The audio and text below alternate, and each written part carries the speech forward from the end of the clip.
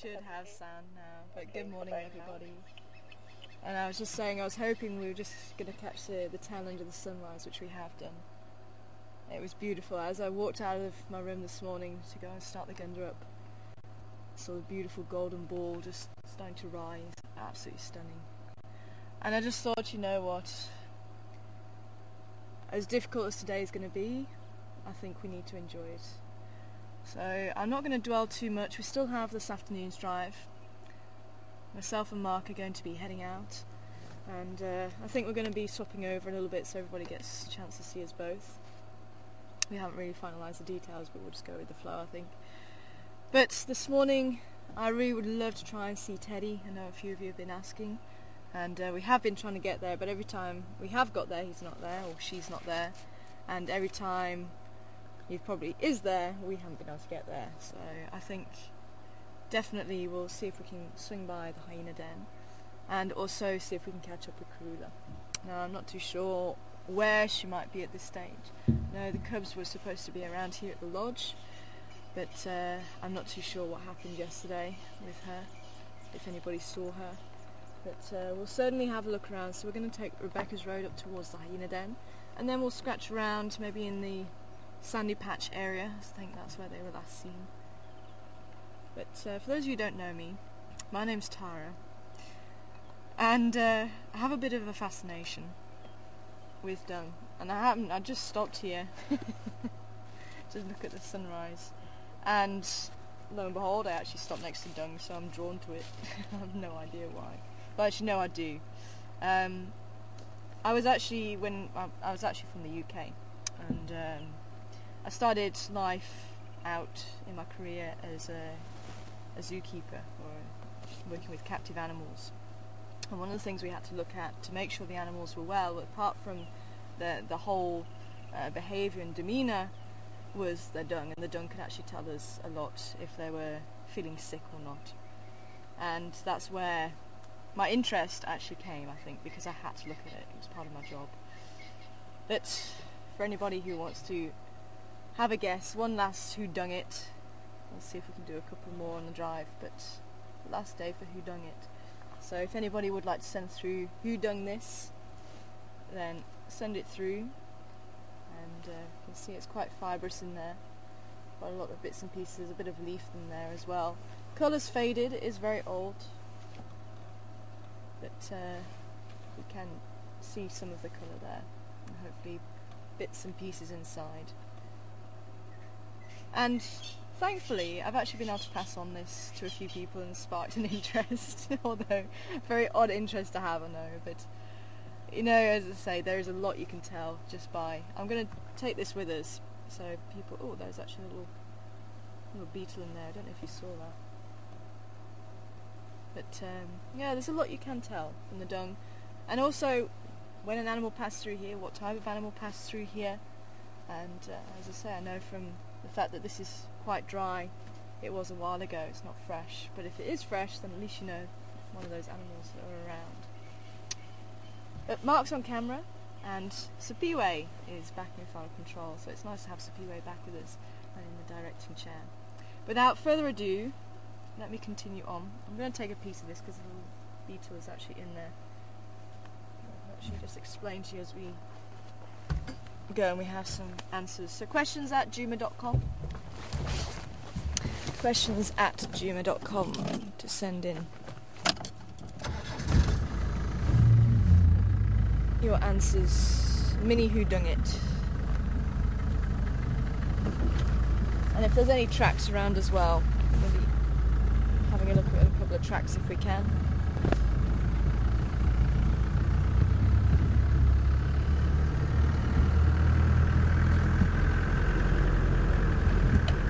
I think the sky is actually mirroring exactly how we're feeling.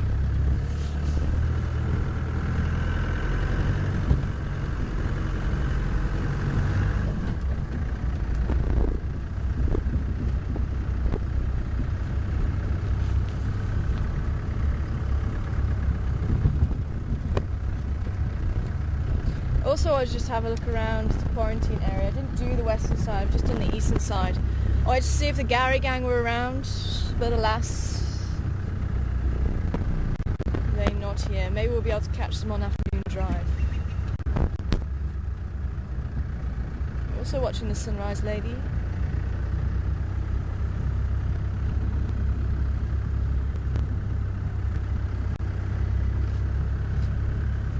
And I've got a little mascot with me. I don't know if Selena's going to be watching, but Selena, I promise I'll bring it on drive. It's one of the Olympic mascots Selena brought over for us. So he's on drive, so hopefully he can help us see if we have any luck with Karula and the cubs and the hyenas.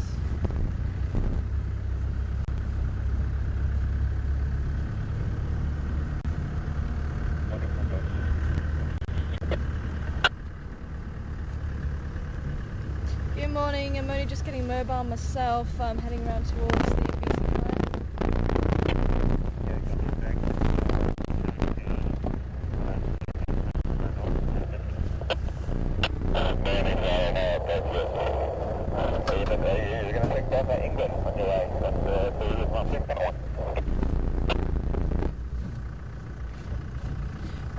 Yes, I forgot about that. Yes, I can do. Was it just on the junction, Voyateller access, Aubrey's? Yeah, sounds about right. I just copied Aubrey's yesterday, but yeah, sounds about right. Okay, yeah, we'll see if we can swing by there. I forgot about that actually. Thank you. Thanks. I'm heading that way myself as well, so keep me informed. Will do. Copy, thank you. 9 and 2 lane of track down to the north, secure the Salala, push back to the west. Okay, slight change of plan. I actually forgot about Shivinzi being around Aubrey's Road last night. I'll be coming from Galago side. Sounds like a few of the guys are heading north already.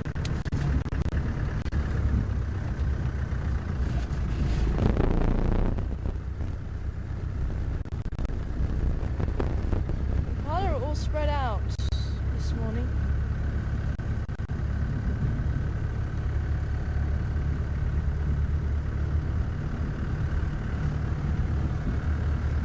So apparently Shivinzi was with a kill last night. Sounds like she might have made it. I don't know if it was a baby impala. Did they say what it was last night? Well, Impala. It was impala.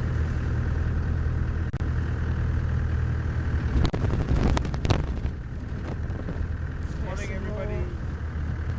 More zebra up here. And impala.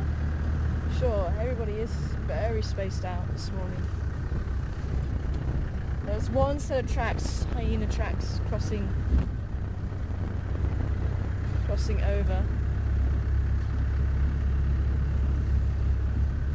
So a slight change of plan. As it always happens in the bush, you can have a plan and it can change on its head, depending on a track that you find or some information that you receive.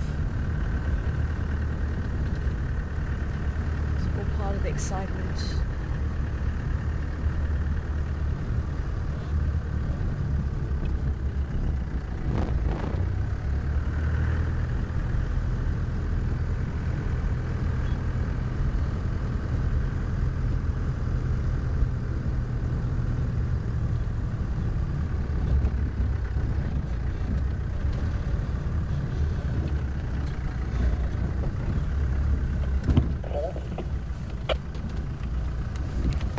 Standing by. Good morning, Sarah. So I'm big fan of Rula Ratio. That's the halfway or three for the boat. And far break area. There's a big Induna at the western side of the road. And there's a Kanye where they are. Very close to the road. You want to step off the road. Copy that. She's still there. I'm just saying from telling you from last night. Because you see the very low point facing most of the south, that's right. Okay, copy, thanks. Yeah, I'll have a look around. Thank you.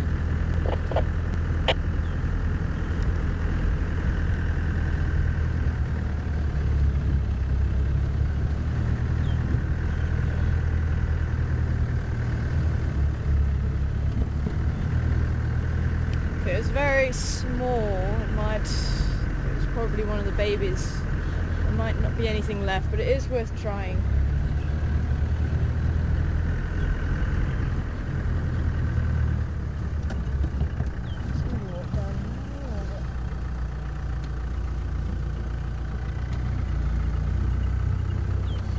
Some guinea fowl.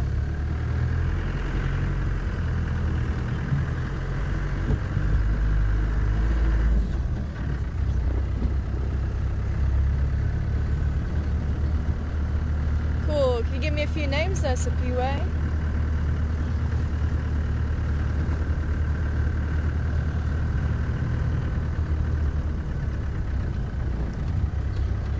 Yeah. Sally, Jody, Ruth, Roy, Deanna. Well done. Jane, Lydia, Ashley, many people getting it right. Well done. We're going to have another one as well. Was there anybody that got the wrong answer?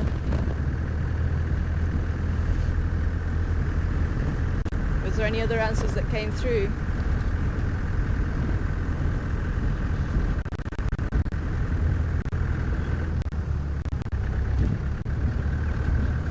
So lots of emails. Thank you everybody and well done. Got it right, well done. And everybody who I just mentioned got it right. It was elephant dung. Elephants, remember, have a diet of bark, roots, leaves, fruits. So depending on the time of year, you'll find maybe full fruits in their dung. And if you wash them off, they are edible. If you were in a survival situation, that is. A few buffalo come through. And that's actually where the red colour comes from. This reddy brown colour comes from the bark that they eat with all the tannins. And they've got a very poor digestive system. So they don't utilise everything that goes into their bodies. It's roughly around 40% that they use of the meal that they take in over a day or so.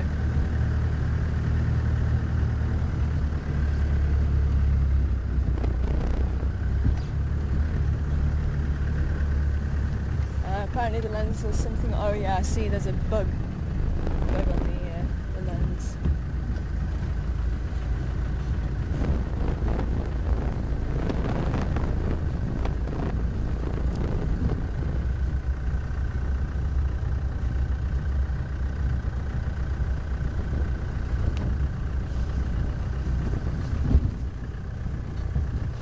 Hi Brent, good morning to you. And Brent asking for a little bit of background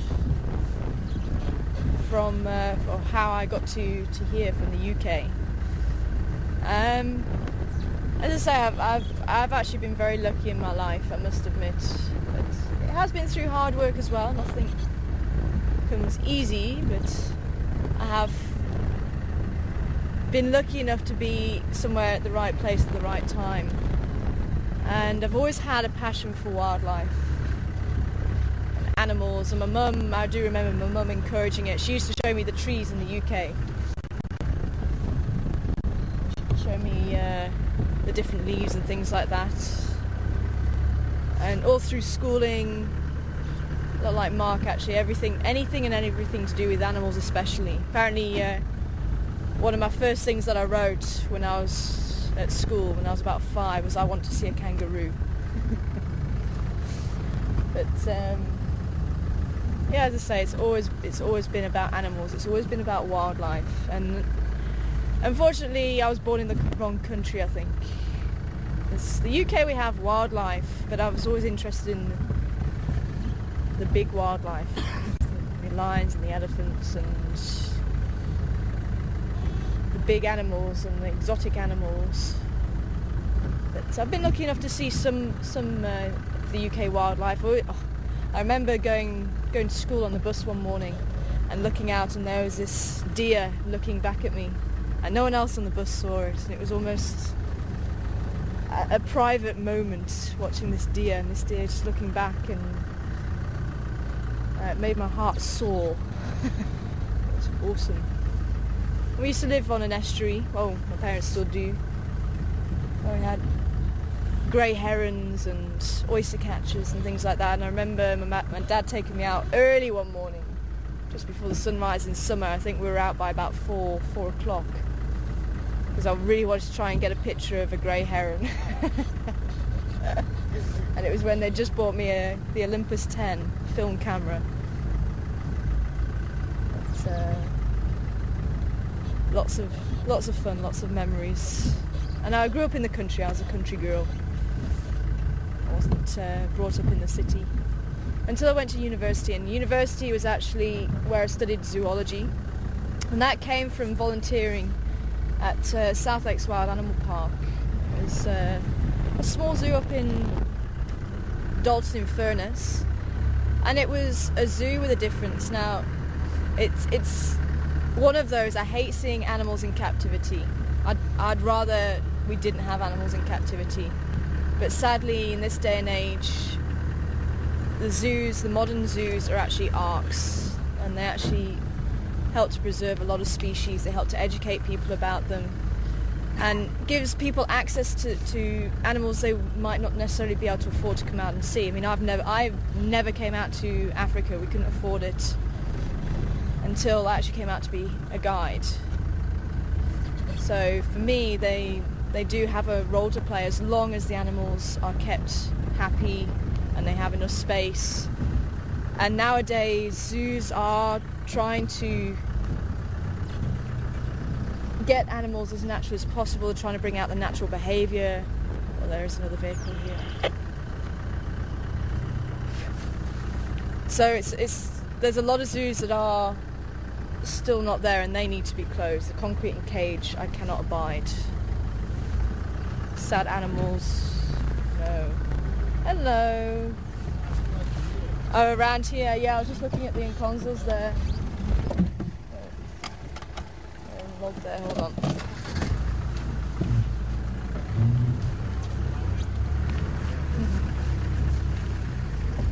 So just around here, hey, was she on this side? Okay. Oh, you can see the bumper apparently. You can see the kill.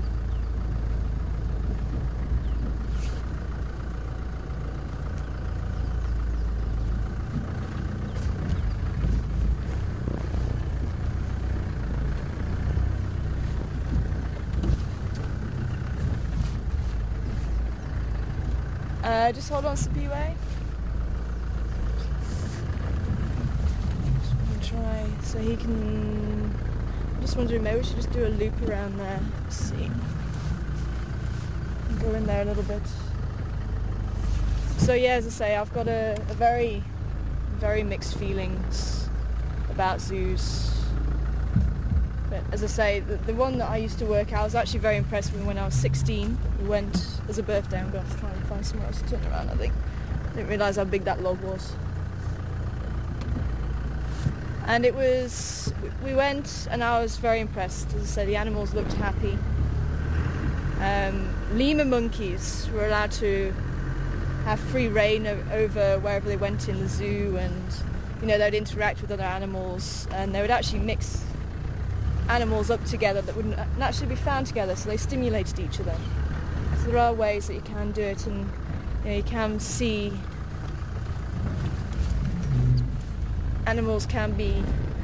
most animals can be happy as long as it's done right. And as I say, without that, I probably wouldn't be sitting here right now. I learned a lot about animal behaviour, especially the rhinos. Standing by. Both myself and Hendry are here. Lutu so far.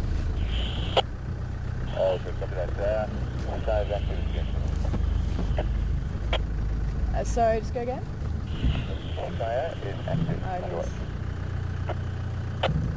Yeah, I'm going to be interested. Thank you. Thanks, Hendry. Yeah. Not too high up. If there was a tall enough hyena, they might actually be able to pull that down if they were keen enough.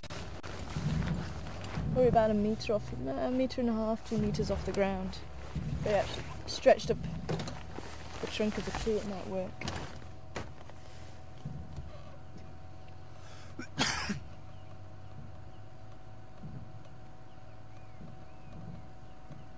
Let's see if there's any movement from her. But she might well have gone to have a drink. She might come back, she might not. There's not too much left. Could be that Karula picked them up, took them elsewhere.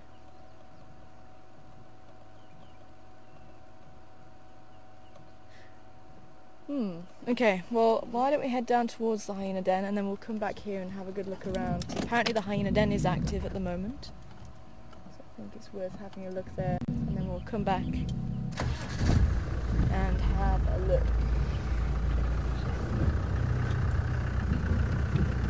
So yes, it was through that really that I went to go on and do zoology, because at the time I wanted to become a zoo vet. That was the whole reason for doing work experience there at the zoo. So that was another way that I might be able to get out into the wild, because I mean that was the whole thing. It was, everything is geared towards me coming out into the animal's natural surroundings. And I realised at that point, okay, if I go to university and I read veterinary science, I am going to have to hit the books 24/7, because chemistry wasn't a strong point. I did it at A level, struggled with it, couldn't get my head around the formulas and things like that, but I managed to come out with a grade at least. But I thought, I want to enjoy university life as well. I want to experience, I mean, university isn't just about getting a degree, it's about life experience, and that for me has always been important, life experience. So I thought, well, working and volunteering at the zoo, I started volunteering every Sunday, and it was the animal behaviour that really I started thoroughly enjoying, you know, sort of bonding with the animals and trying to understand what, you know, what they're saying and what they're doing. And I actually struck up quite a number of relationships with the animals there, from lemurs to tigers to the rhinos especially. So I thought, well, I'll go and do zoology then, and then I can actually do other things like the theatre society and basketball and things like that. I was on the basketball team. Wasn't very good, but I was on the team. We didn't win much. But it was good fun. But it was all those things, you know, I could do. Came out with a good degree at the end of it, and went back into the zoo, so I could actually work with the larger animals, the tigers, the lions, the rhinos. As I say, learnt a lot. But it was I wanted to get into the wild, and a friend of mine had gone on a course where they trained you to learn how to track and to recognise plants and things like that, and I thought that sounds awesome, but it was only for a month. And by that time I'd been to Sumatra, and I'd been out in the jungle and actually been shown you know, game trails and tracks and dung and where animals had eaten, and I just thought, this is fantastic, I'd love to be able to do this in some capacity. But that was, again, during my university years. It was part of the... It was a project that the zoo actually helped to fund. And it's actually been in the news recently, I think. Bukit Tigapulu in Sumatra has caught some footage of wild Sumatran tigers. And I remember there was like a tiny little clip of about 5 seconds, and it was a lot of moisture on the lens and things like that. It was probably one of the worst video clips of a wild animal you could ever have, but it was the only wild footage of wild Sumatran tigers. But they started off in Waikambas National Park, which is where I visited, and after 3 years, we used to do a tiger presentation every day, and after 3 years of doing that presentation and showing people the snares that people would set and telling them a story about a beautiful tiger called Chinchinimas. And she was found in the snare, and actually that moved the guys out there who were trying to protect the tigers. That moved them so much, they actually swore they never wanted to see that ever again. And I think the following day they pulled out 100 snares out of the forest. So it's quite a big problem. But we helped to fund that, and over 3 years we raised about £300,000 for wild tigers. And seeing it on the news, or seeing it in the recent news, that they are helping in Bukit Tigapulu. That was the last national park as I left. That was the national park that we were in, and we were setting up projects trying to help the tigers there. And I think there was seven different parks that the Sumatran Tiger Trust actually helped in the end through the money donated by people who had just visited the zoo and gave a couple of pounds after a talk. Some people gave £50, some people gave £1, some people gave 50p. But all of that money actually helped the Sumatran tigers, and as far as I know, it seems to be that they actually stabilised the population there. But one of the rarest tigers on the planet, well, all tigers are rare, but Sumatran tigers were numbering very, very few. The Amur tiger was about 400. The Sumatran, I think, was about 700. So very small numbers. But that's one of the reasons why I'll say, zoos can do their bit. Zoos can actually help the wild counterparts. And most of those visitors would never be able to see a tiger in the wild. I've never seen a tiger in the wild. I went and I found tracks and dung, but never saw one. But I was actually quite content, because I thought, well, you know what, if I can see one easily, poachers are definitely going to see them easily. So I rather just see the tracks and be in the habitat and enjoy that. So I booked myself onto a field guiding course, and I was hoping to do it for about 6 months. I thought a month is, busted, flying off. I thought, well, a month is too short, 6 months should be about fine.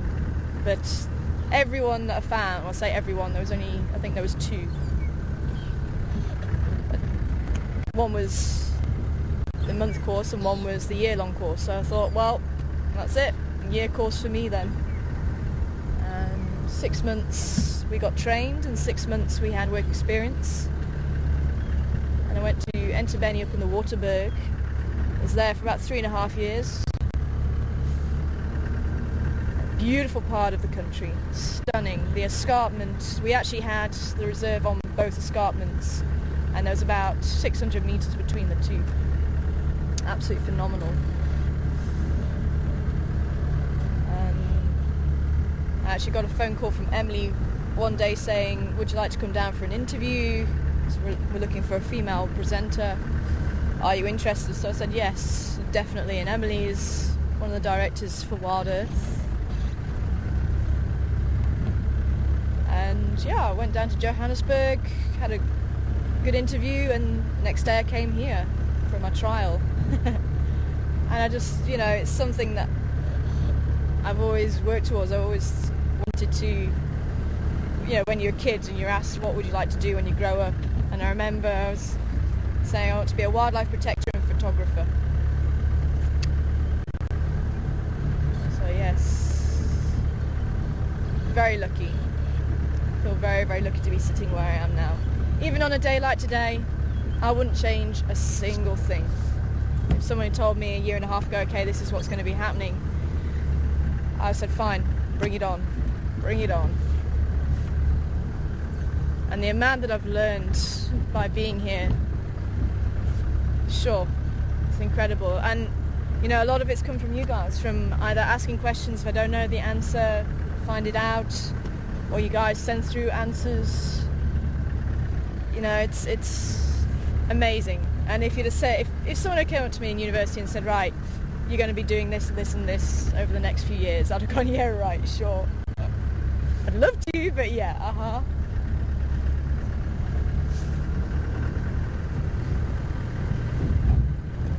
So it is possible. Wherever you are in the world, if you follow your dreams, if you really believe, it is possible.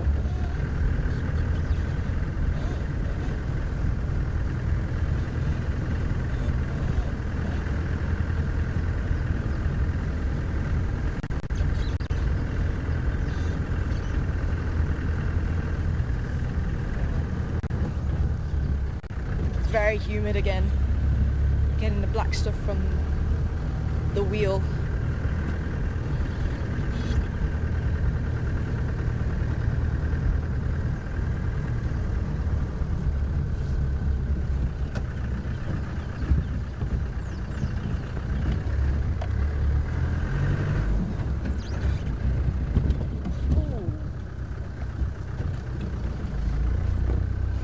While my brain didn't register.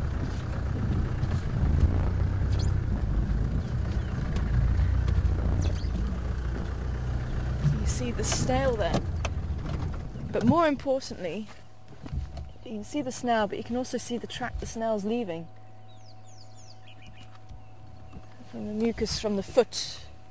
And that's actually how snails can find each other. That trail of mucus has a lot of chemicals in it that other snails can follow. Giant African land snail. Now for slugs, if you see this dried trail, the slugs have a continuous trail, but if you look carefully, the snail has sort of spots rather than a continuous trail, and that's how you tell the difference between a slug and a snail trail. And I wonder if anyone... I was actually going to put my own pictures up of the snails mating outside Seb's room. That's a first for me. I've never seen it. I've always heard about it. The snails are hermaphrodites. They have both male and female sexual organs, and it's kind of a fight to see who's going to be the male and who's a female. And they use this love dart, and the love dart, whoever can get their love dart in the other one first, they become the male, and the female is the receiver.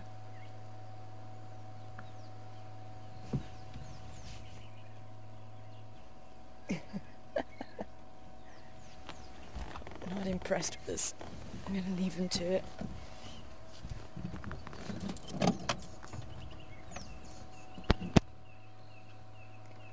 And if ever you're stuck in the bush, ladies, and you need to shave your legs, that's a way you can do it.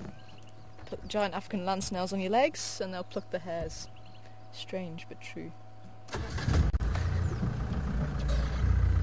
I have seen it done.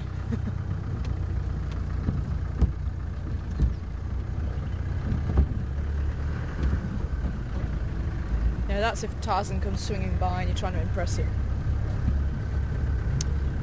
Not that it's really going to happen in the bush, but yes.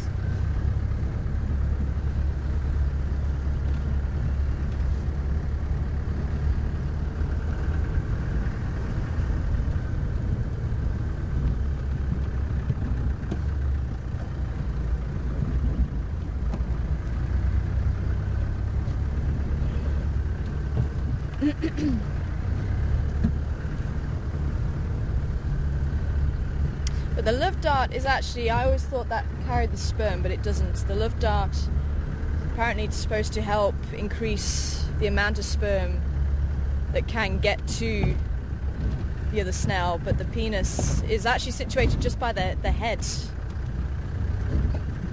of the snail.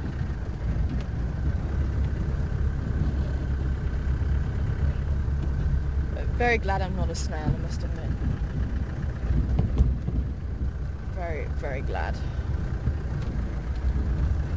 I will put a couple of pictures up. I know Sebastian did, so hopefully some people saw those.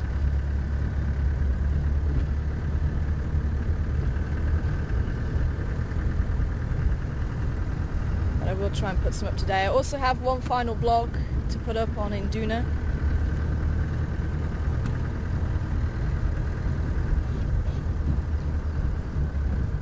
The last one I had to write about Karun and her family.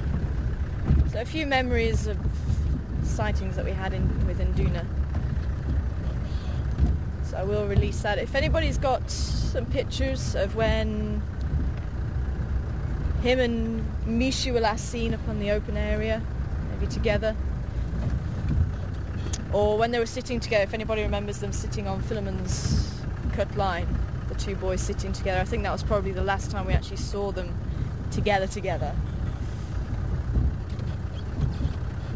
Or the boys playing in the drainage line when the hyenas came charging in.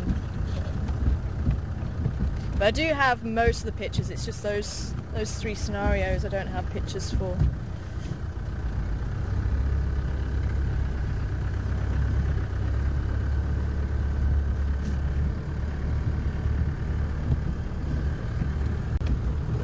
Andrew, come in.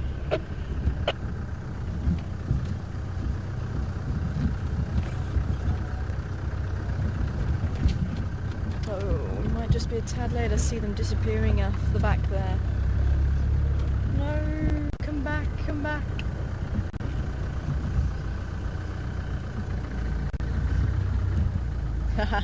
Good morning. Yeah. I was just saying, we just arrived just at the wrong time. Yeah. Have you seen the small one? Yeah. Yeah, I saw him yesterday, day before yesterday. Oh, okay, but not this morning. No.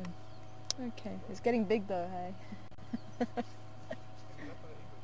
No, not yet, but I'm going to go back there. I just thought we would swing by here. Yeah, there's a couple of legs. I don't know if she will come back or not. Maybe Karula came and picked them up. But yeah. Not that we saw. Not that we saw. But, yeah. I'm going to have another look around there anyway.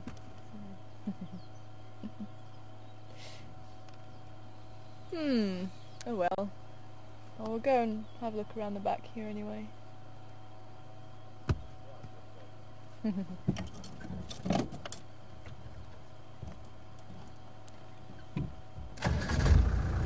I'll see you the other side then. No worries. Teddy, Teddy, Teddy, where are you? That's interesting, you called him Teddy.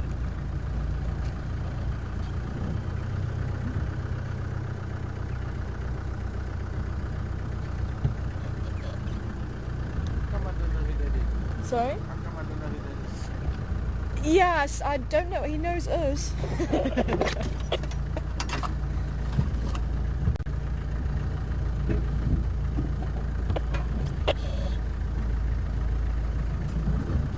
Maybe we met him one night. A long time ago.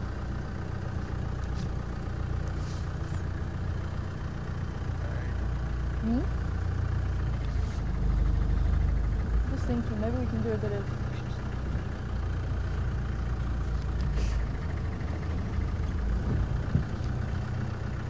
Zebra hoof. Hmm? Zebra hoof. A hoof, right? Oh, zebra hoof.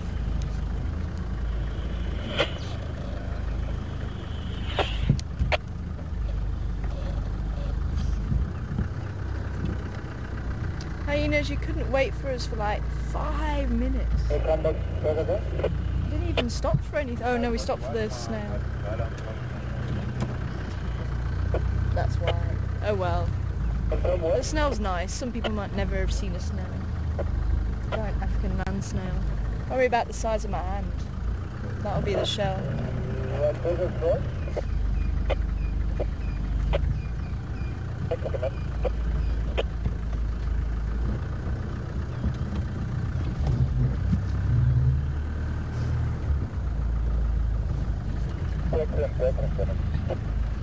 I'm just trying to remember his name now as well. Put that up there.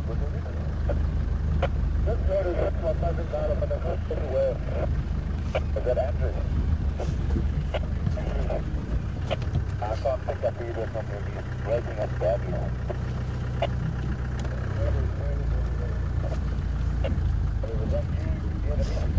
Hyenas, how can you do this to me? Because Sebastian's not here.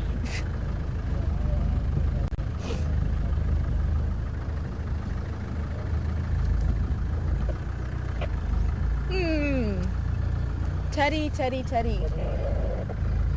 Whoop. Whoop.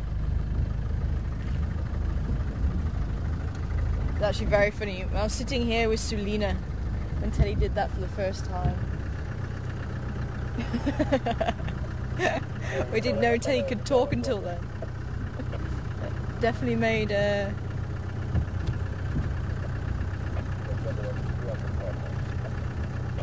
made a lot of noise, let us know that Teddy was there.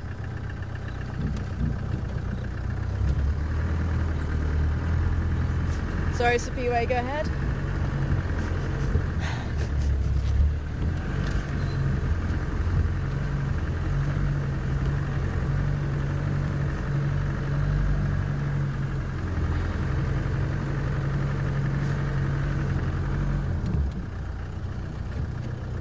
Oh, which Alan's that? Is that King Alan? Alan Hewitt?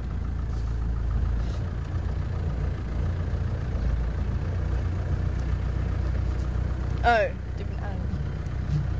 Oh, Vicky.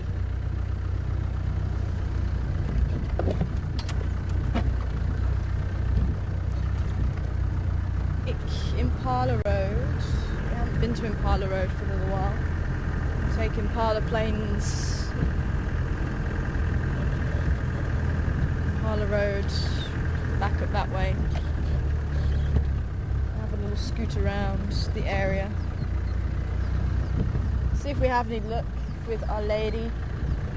It would be nice to see her. She hasn't actually popped in to say goodbye. Shivambalana has. Kuda hasn't. So we shall have to try and come back to the hyena den tonight. Or if it starts to become a little bit more sunnier, I think they might be out, but I think they're just going to find a nice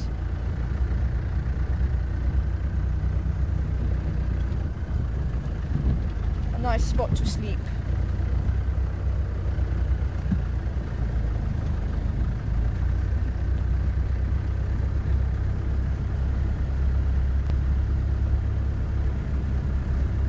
But why do hyena have a small back end and a big front end? They do look very odd, don't they?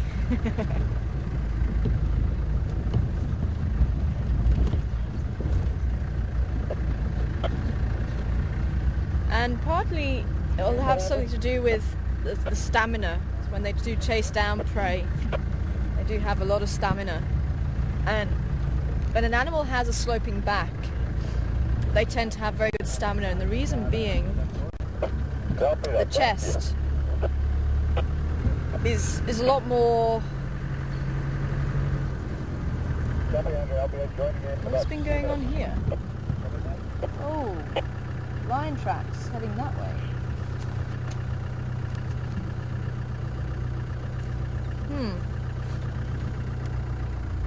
Okay.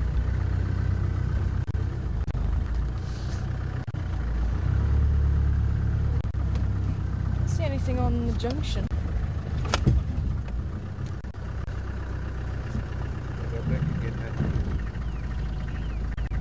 Yeah, hyena. Going that way, but they go that way.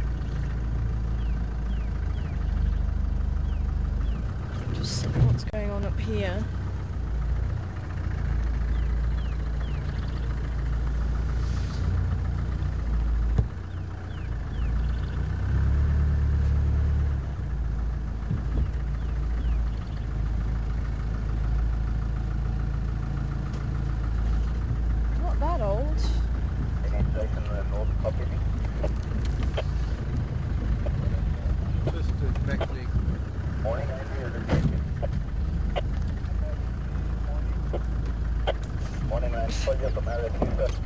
I wonder if it'll be those Nkahuma males.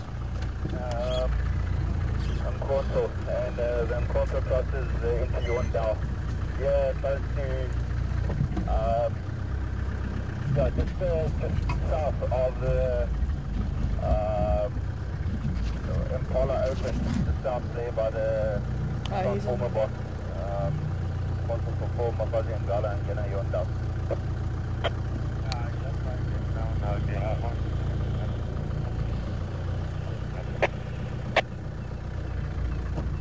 Phil, come in.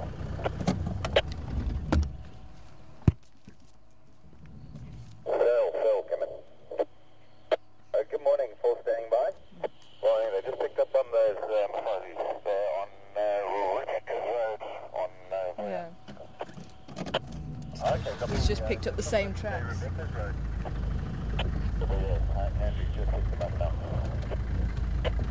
Okay, copy that. Thank you very much. that up next. Are there a lot of guys interested in this environment? No, at the moment. I know I'm heading that way. About 3 minutes down, and then Andrew's in there as well. Okay, copy that. Thanks. Is it Graham speaking? Negative, Darren.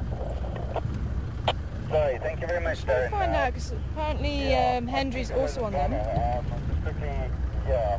Get off the radio. Quickly have a check and then maybe make my way towards you. Thanks, man. Darren, come in. Yeah, go Tyler. Confirm it's still the Inconzas. I've literally just found some Inconzas that you're talking about. Has he got the Inconzas or the animals?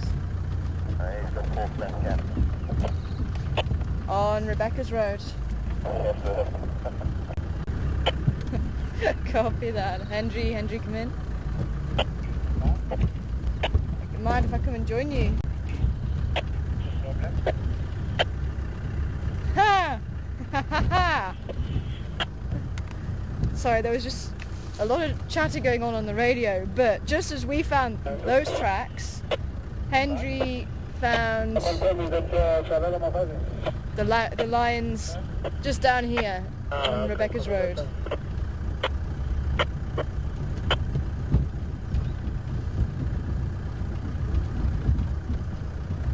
I'm just checking that he hasn't actually got the tracks. Sure, so that was why we were going to go to Impala Plains then. I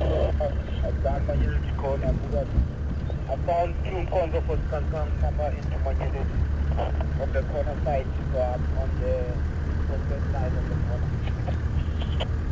So there's no lack of movement.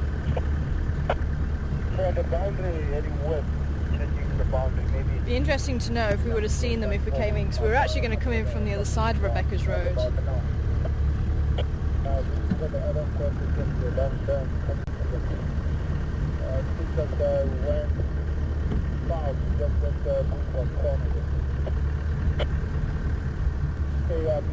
I'm reaching the corner now at Pushpa Gap.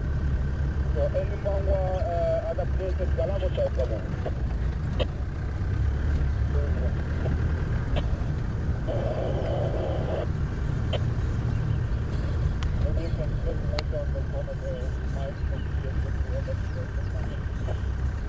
Sorry, Vicky and Alan, so just keeping it ear to the radio. So, got to keep a lookout for Hendry's vehicle. Apparently the cats are flat, but it's worth us checking it out. It's been such a long time since we've seen lion. Oh, we had the 2 males the other day. But apparently these are the lionesses. Hello, beautiful kudu.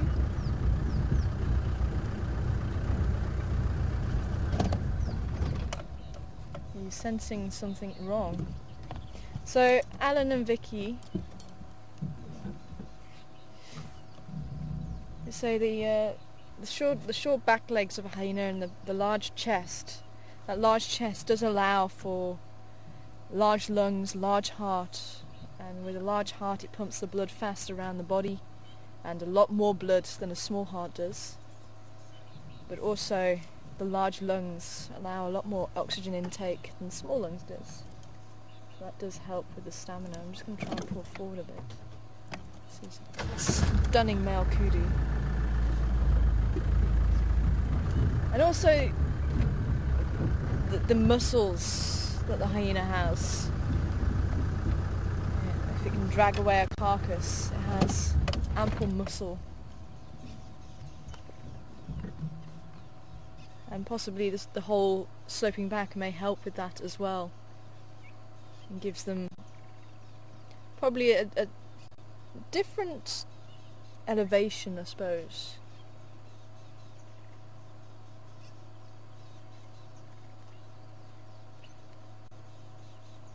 Or a different angle to what the cats have, and they don't seem to struggle as much when they're carrying a carcass as maybe what some of the cats do, and that could have something to do with the way they hold or the angle that they hold the head.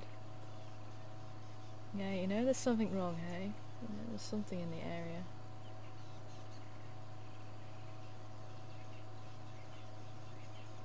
This is definitely one of my favourite antelopes. These big kudu bulls are just magnificent. This is quite an old boy.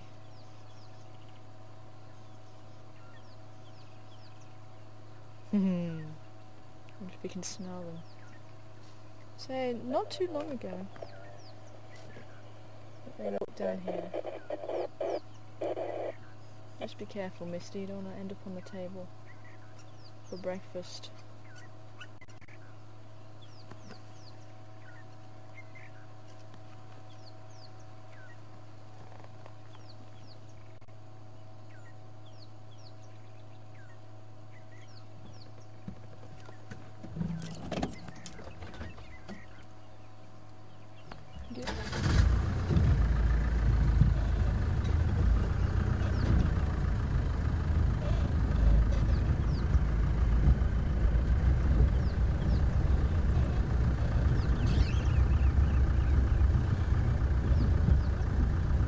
There we go. They were watching the kudu. Yeah, they were watching the kudu. Thanks, Jennifer, and I think just as your message was coming through, I think quite poignant. Look at this. So I think we would have found them. So it's a good job it's all those line tracks. But even better that Hendry actually got them. Hello, ladies. I'll try and just roll forward a little bit more.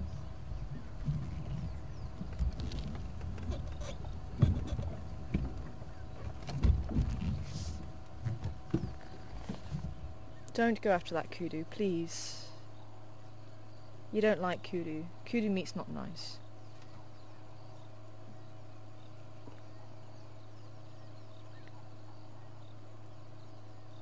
So everybody who's going to be celebrating Thanksgiving and everybody who's not, here's a present for you.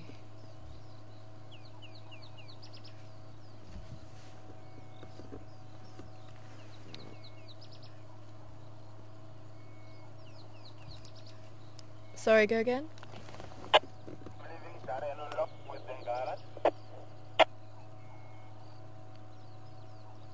Copy, yeah, I've just pulled in. Thanks, Hendry.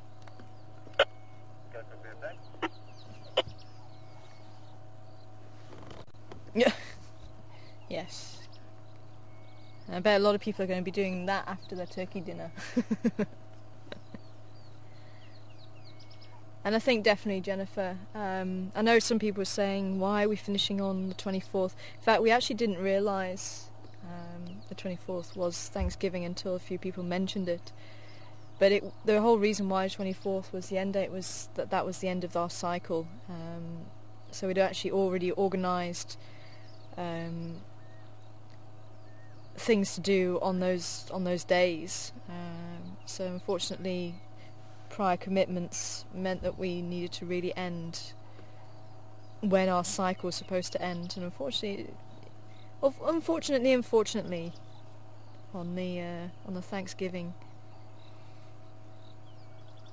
because I think, as Jennifer says, definitely thankful that she met a lot of friends here on the Wild Earth channel.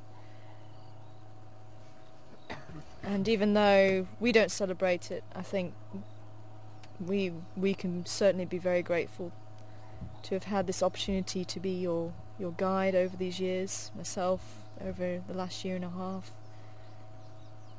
and to have met so many wonderful people like yourselves out there, so many people that, you know, care about the wildlife and want to learn more about wildlife and just enjoy the whole community that these stunning creatures have actually brought together.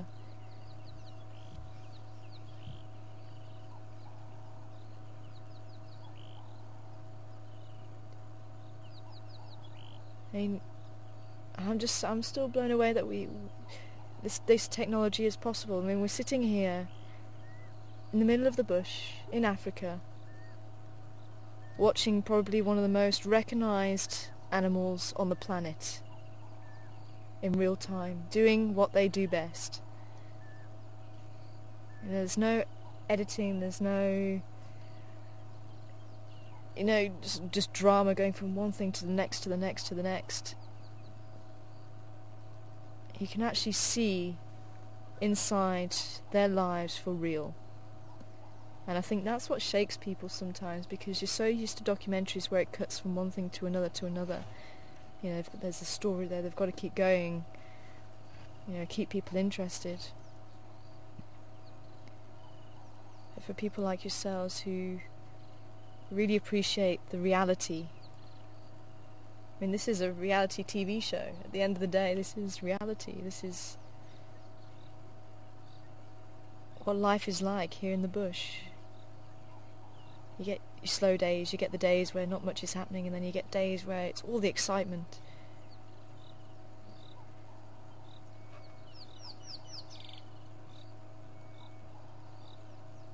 And that is the reality. And I think that is just what's so special, and the fact that you people who are tuning in all over the world get that and enjoy that shares something very, very special. I'm still not 100% sure who these ladies are. I think they could be the Salalas because of them coming in from the west.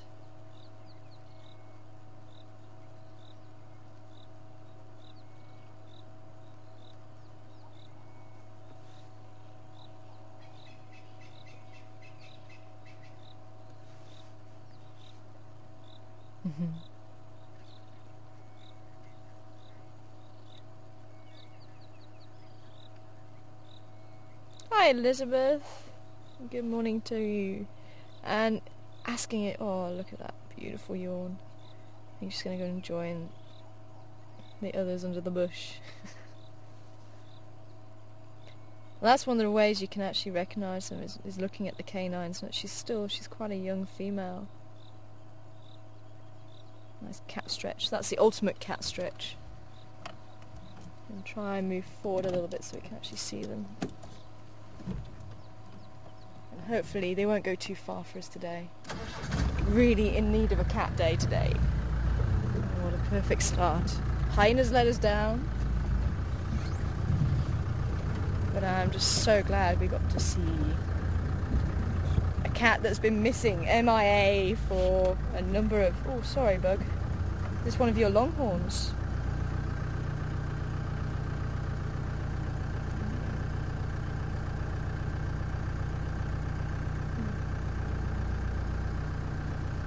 Oh.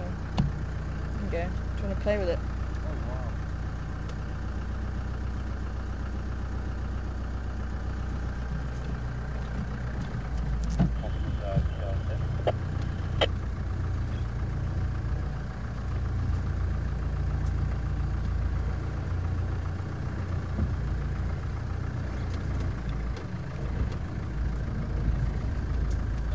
Ladies, can you see it nicely through there? Oh. Yeah, you didn't want to climb on my hand, he was running away. That is one of the longhorns though, isn't it? Magic one. That's my present to you, Mark. This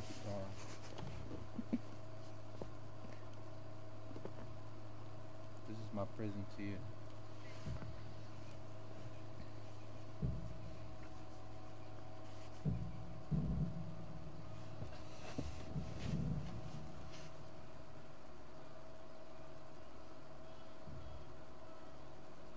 So Elizabeth, wanting to know about the females, are they better hunters than the males? Is it true?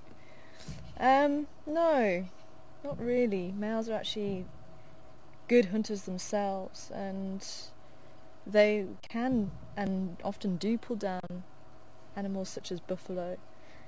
Sometimes they'll actually assist the females in the hunt, especially for the larger prey species. But the females will do a lot of the hunting, and if males are with them, because males may be on their own defending their territory, but if they are with the females, it is true that sometimes they will let the females just go off and do the hunting while they preserve their energy, because they do need to be able to defend their territory against other males, other rivals. So depending on the circumstance, they can help, they can leave the females to it. If they're on their own and they are hungry and the opportunity is there, then they will hunt for themselves as well. So it's one of those misconceptions that's been passed down to us, I think, over the years. And again, I think through a lot of documentaries. And obviously it's got a lot to do with the technology and the circumstance surrounding all of that as well. You know, I think through tourism and people actually wanting to go and see the animals in the wild and on safari, you know, there's a lot more guides out there, a lot more guides seeing these things and reporting these things and learning about these things, and more guides are actually switching over into the documentary industry and trying to tell the real stories. And now that technology has got better, they can follow the animals through the night as well, and they've actually found, you know, because when I was at school, lions hunted during the day. You always saw lions hunting on documentaries during the day, but it's because the technology wasn't good enough to watch lions hunting at night, and now we actually know that they do most of the hunting at night. It's always been the case, but it's not really been represented that well because of the technology.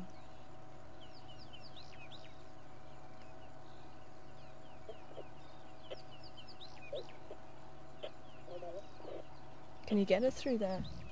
You're in the right angle to see the two girls. Well, not really.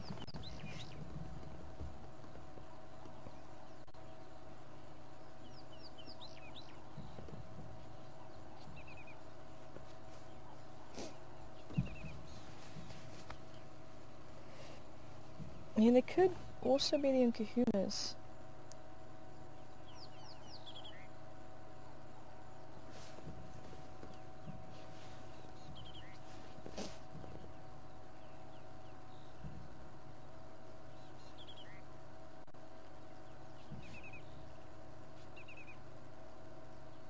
But I do know the Salalas were in Arathusa yesterday. I did hear that. That's what I was saying, with them coming in from the west, it could be.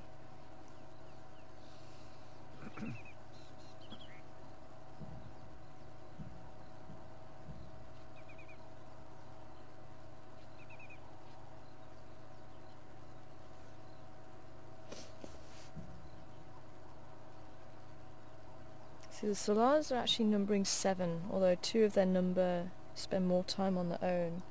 Might be having a breakaway pride. Do I need to just move forward a bit? Can you see much? Can't really see much other than a shoulder. Okay.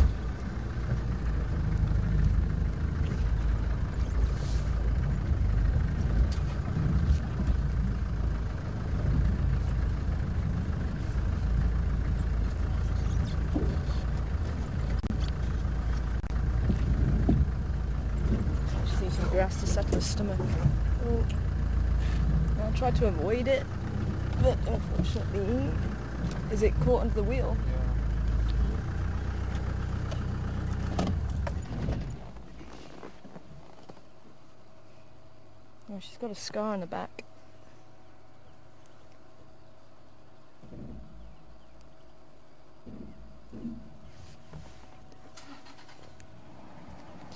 Darren, come in.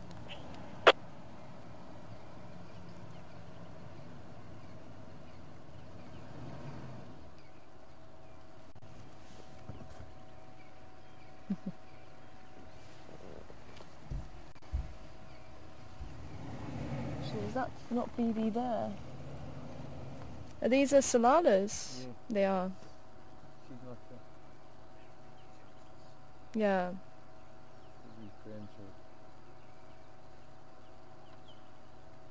Yeah, so it is the Salalas. Just debating whether it's the Salalas or not.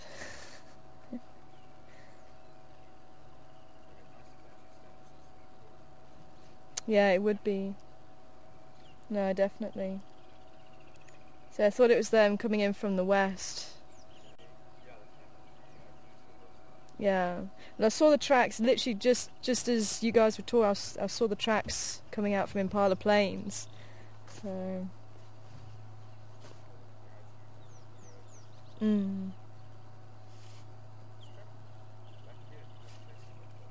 Oh, is it? Okay.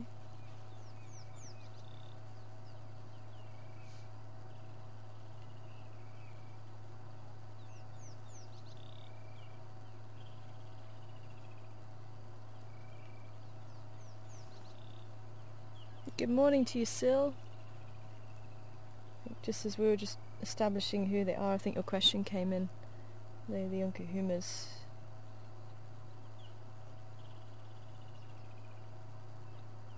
But yeah, they are the Salalas. I had a feeling they were.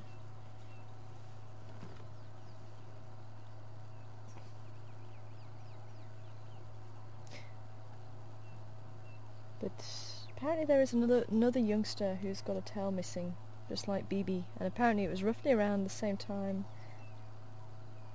a few years ago that BB lost her tail to a hyena, and a few weeks ago one of the youngsters lost the tail to a hyena.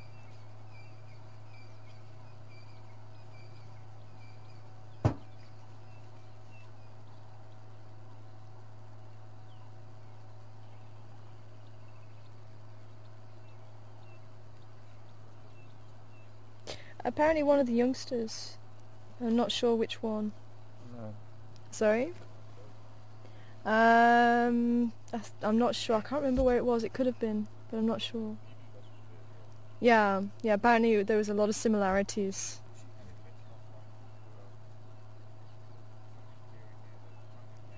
Yeah. One of the mothers of the youngsters. Okay. One of BB's daughters. Oh, so it'll be the two that aren't knocking around with these girls then.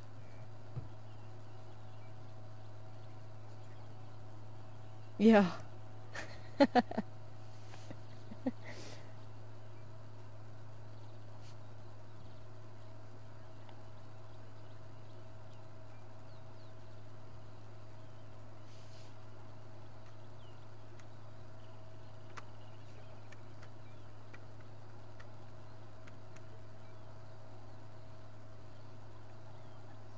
Hi Wanda, good morning to you. Over there in Tampa Bay, Florida. I've been there. It's nice and hot. It's actually quite pleasant here this morning. Not too hot, not too cold, just right. Wanting to know how old these lionesses are. Are you on a female eating grass, Mark? Yeah. She's got a nice pink nose. So she's not too old. The nose changes colour, and it changes to a black colour after about 5 or 6 years. But it gradually becomes less and less pink. You can still see spots on her flank, hopefully. On her legs. When lions are first born, they have spots all over their body. Yellow spots. And then they fade as they become adults, but they still keep them in the adult life on the legs. You'll see 1 or 2 on the legs, but not too many. So if you see a lion without any spots, you know that's a very old lion. You can still see spots on the belly as well. I think she's probably around 3. But apparently these are BB's granddaughters. BB being the alpha female, she's the leader of the pack. She's the one without the tail. She's got the tail missing. So we're just actually establishing who the other one had the tail taken by a hyena, and that's the other 2 that I was talking about. There's 2 other females who've got cubs, and they're breaking away from this pride. And it's one of those females that apparently has lost a tail.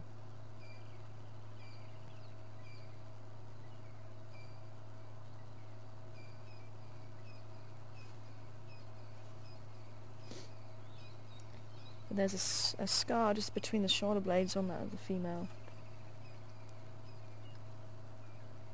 So at least that's going to be a way to identify them.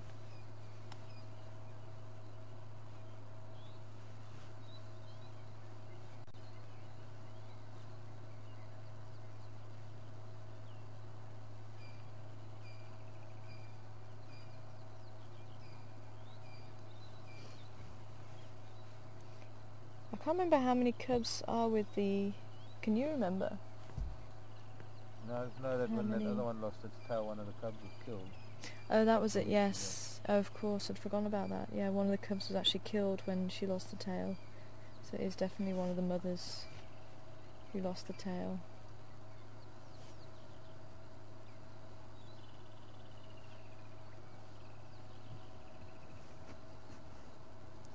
But Sil, thanks Sil, saying that the mothers will have the cubs with them. They are at that age now.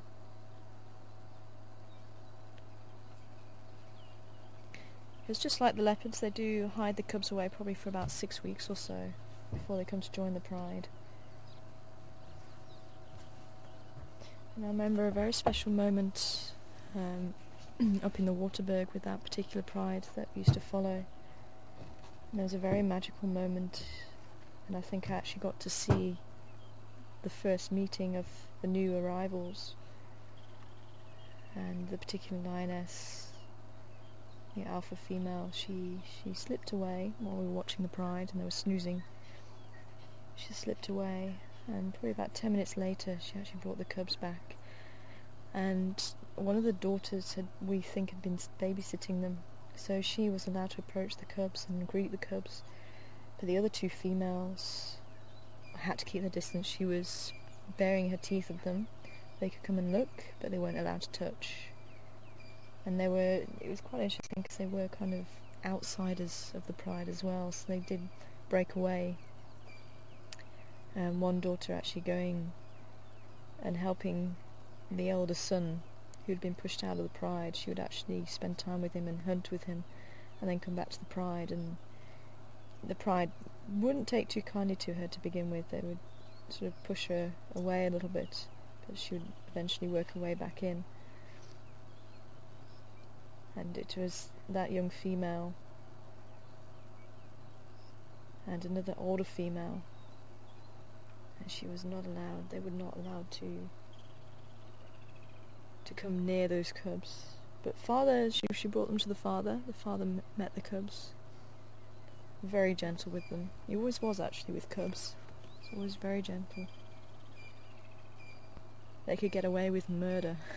They could jump on his back while he was eating and bite his tail, and very, very laid back father, until probably about 6 months old, when they were big enough to really start taking quite a bit of meat for themselves. And then he would lay down the law, which obviously completely confused the cubs because they'd been used to a free rein.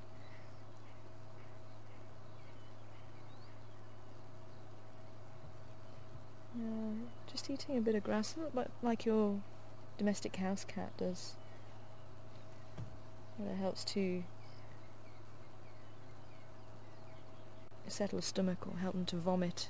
Could be there's a bone stuck, or maybe even a hairball or something.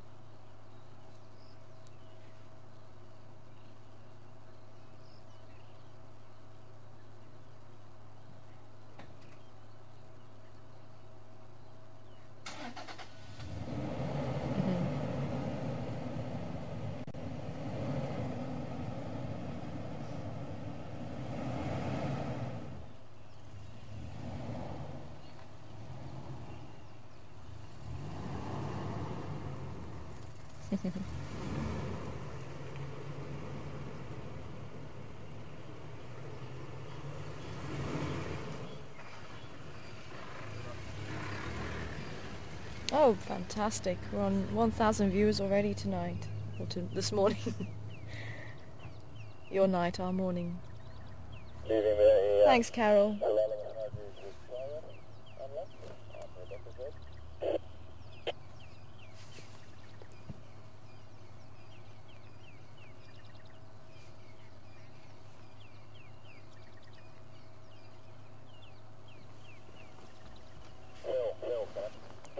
I'm just wondering if I pull forward a bit more, you might be able to see her a little bit better. Or are you okay to see her there? Going to make any difference? Make a bit of a difference. Okay, let's move forward a little bit more then.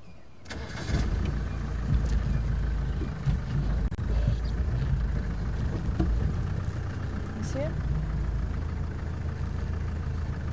Maybe even through here. Yeah, how's that? A little more. A little more. Yeah.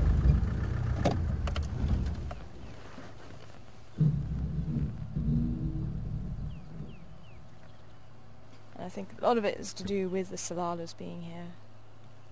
So thank you ladies for showing up on our last day.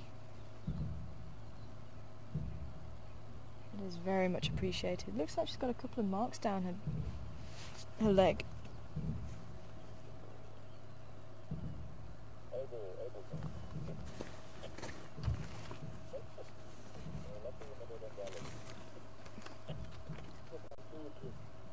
I'm at farmers now, so I'll try to take the cut back back to the corner top of the subdam to run further again. But very tight. You don't go on the crossing when you're like that.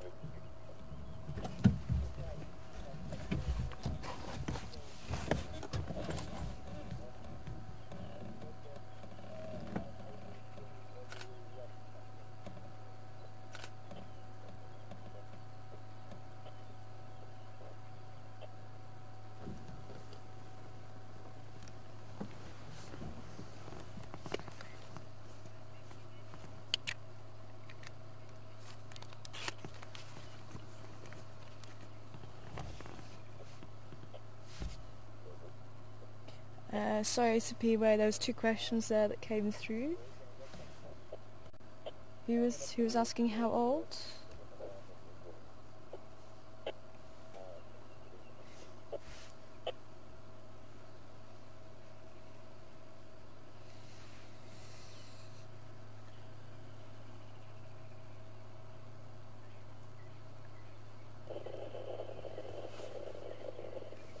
Randy. Hi Randy.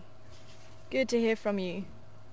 How old are they? So I think there's two or three females who are probably about three years old. There's a lot of pink on their nose still.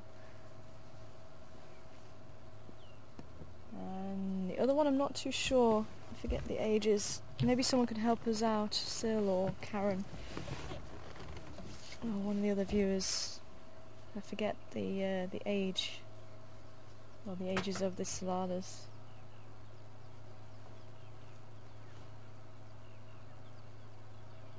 And sorry, Sapiwe, can you just say the name again of who wants to know about the grass eating?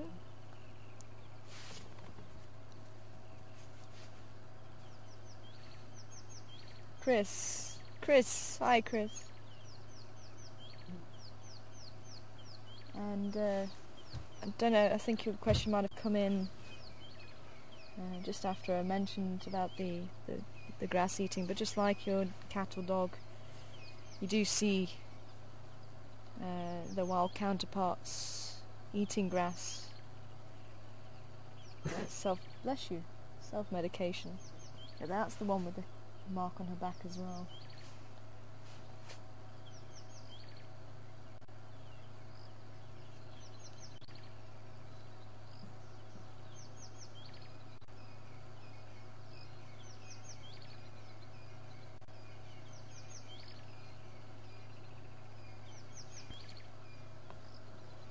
In cats, I think it's believed that it's to help them vomit up a hairball that's stuck. It could be they've got something stuck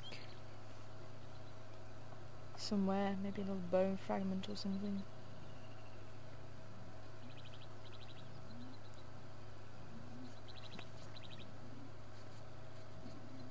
There we go.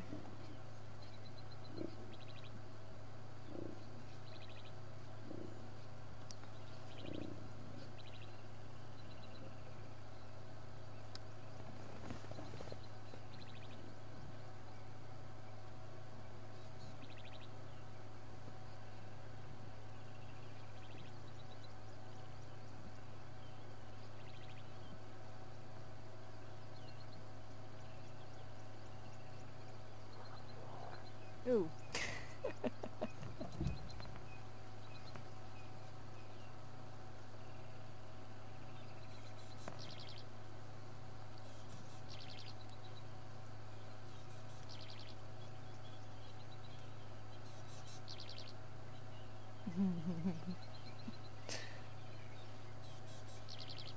Well, that was definitely an odd colour. Shame, but there you go. So I don't know if it was a hairball or it was just something that she needed out of her stomach. But whatever it was, it worked. I'm just going to try and move around here actually. See if we can get another view of her from behind the bushes.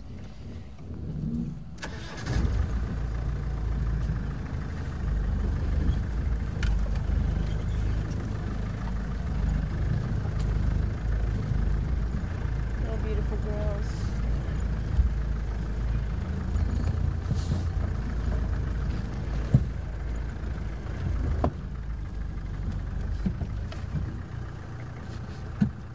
See it nicely there, this one. It's still not completely settled. She's eating grass again. But that whole stance, for those of you who've got cats especially, you see heaving. And it just really brings it home how close they are to your domestic cat. I mean, and obviously they are related, and the domestic cat is just a miniature version of these stunning cats, but it still brings it home. Or when they're washing and they put the leg over the back to wash the genitals. I mean, that's also, especially when you see a big male with a huge mane, you see him doing that, it just really brings it home how similar these cats are, and it literally is just a case of size. Amazing.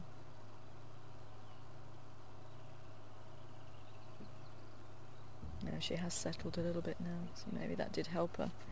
So whatever it was, whether it was just an upset stomach or something that wasn't sitting right, something slightly lodged,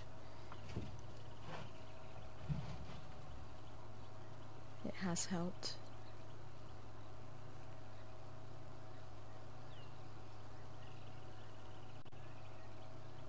Now, Darren was saying that he saw some tracks of these girls. Looks like they were chasing the buffalo. Sadly not successful by the looks of it. And Deborah, good morning to you, Deborah.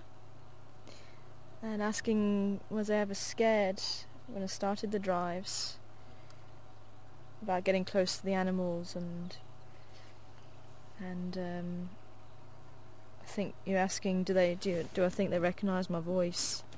I've gotten used to the voice. I'm a firm believer in that animals do recognise voices. It is a bit of a debate amongst guides and people, but I mean, especially from working with animals in captivity, your voice,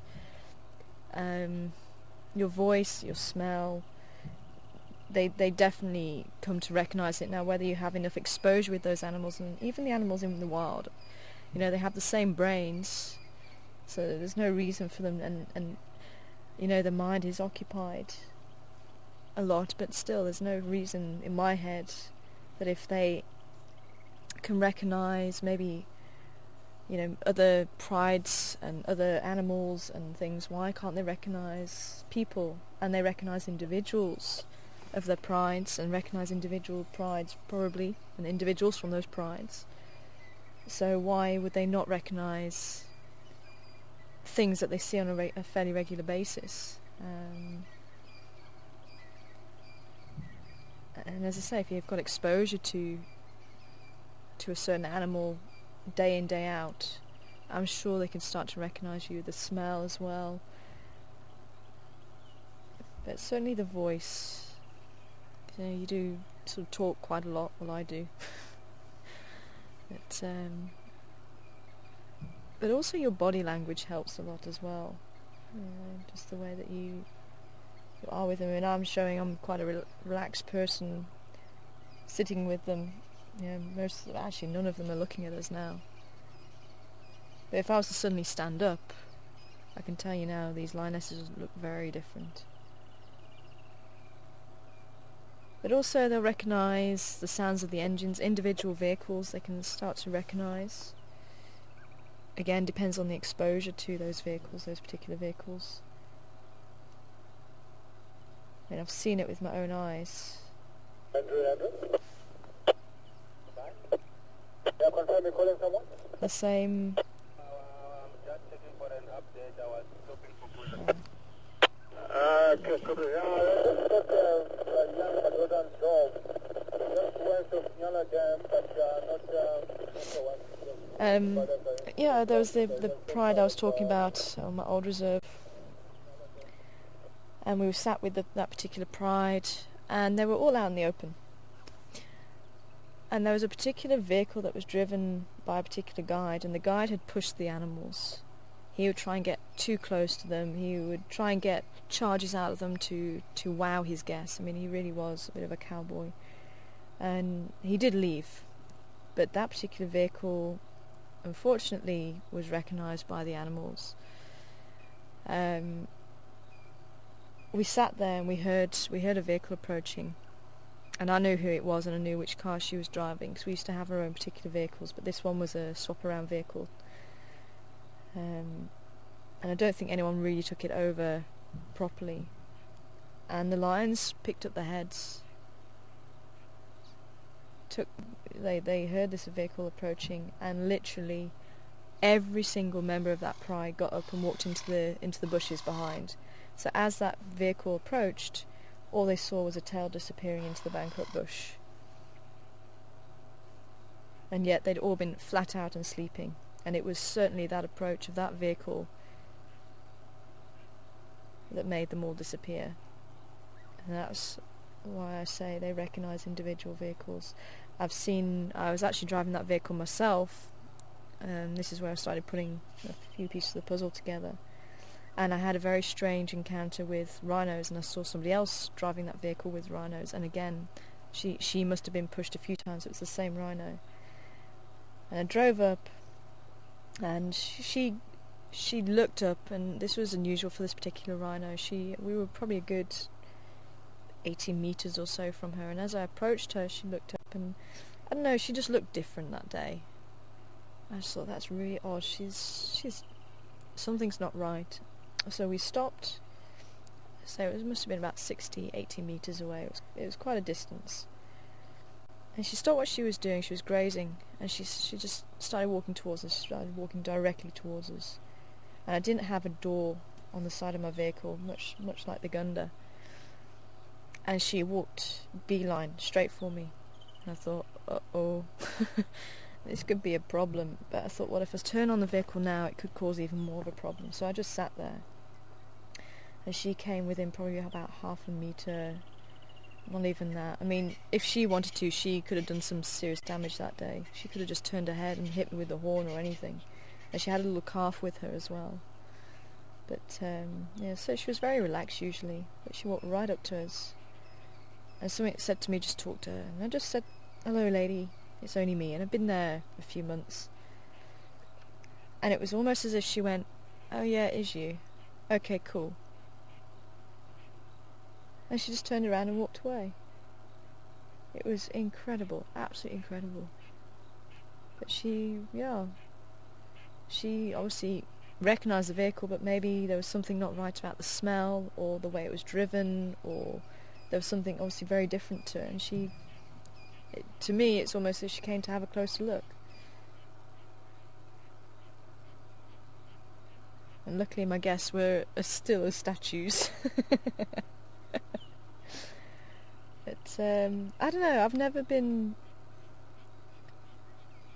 scared to approach the animals. I remember the first time we saw the rhinos, and they were right next to the road, and just thinking, wow, this is such an incredible experience to be close to wild rhino,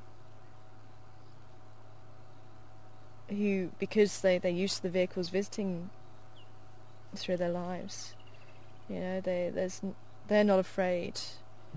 And as long as you respect the animals, and I'll always stand by, as long as you show respect to the animals, then there's no reason why they should be aggressive towards you, or tell you to back off, or give you a warning. There are sometimes where it happens that, you know, they might be having a bad day, and maybe you are just a little bit close, even though you might have given them that distance. You might still be a little bit close.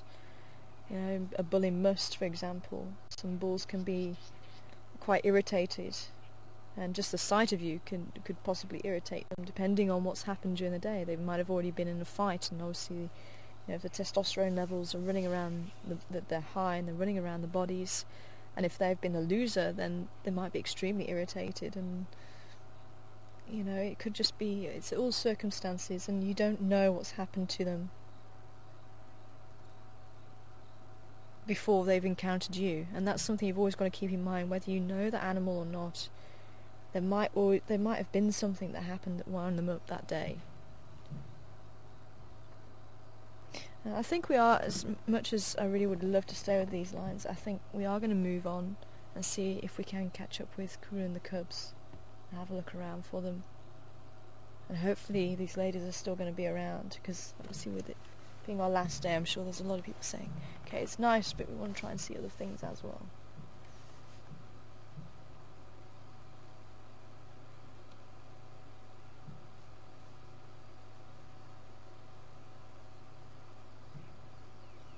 But this is also one of the reasons why we do like to stay with a sleeping cat, because it can change so quickly.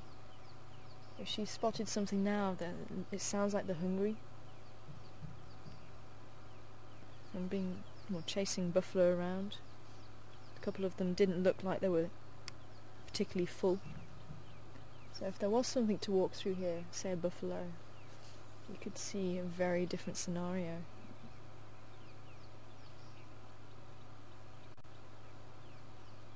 And this is where it would be very handy to split ourselves in two. But it doesn't sound like anybody else is having a look out for Kuru or Shavinzi or Shavambalana. I think everyone else is heading north. So it will be up to us to have a scratch around that area. But we'll see how we go. Maybe we can swing by here a little bit later if we don't have any luck.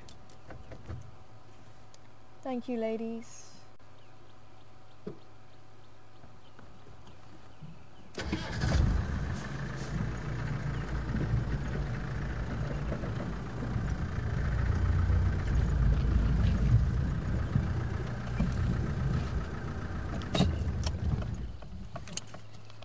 Oops. Let me get a quick picture of this lady here.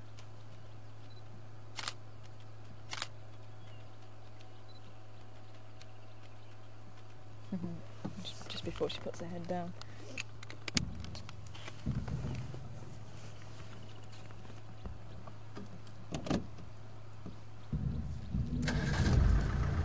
Hi Bonnie, good morning to you. Wanting to know, do female lions ever kill each other? And occasionally it can happen.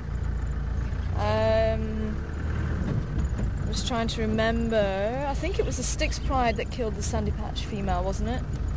Or was it the Unkahumas? Can you remember? What? Styx, who killed, there was a Sandy Patch female that was killed by... No, yeah. It was either the Styx, no, it was one of the it was the female pride. It was either the Styx or the Unkahumas that killed a different pride member, one of the Sandy Patch females. And there was some speculation whether the leftover Sandy Patch female would actually join the pride. I think it might have been the Unkahumas actually. So there was speculation when I first arrived if she would actually join the Unkahuma pride. But then when someone said about the fact that pride had actually killed one of her pride members, I would seriously doubt it. I mean, why would you join forces with someone that's just killed one of your family members? But the possibility of joining another pride, it is remote for a female to join another pride, but it isn't impossible. So it could be that she could have tried to join another pride, but she didn't. She stayed by herself, and unfortunately she's no longer with us. And that was actually just at the start when I arrived.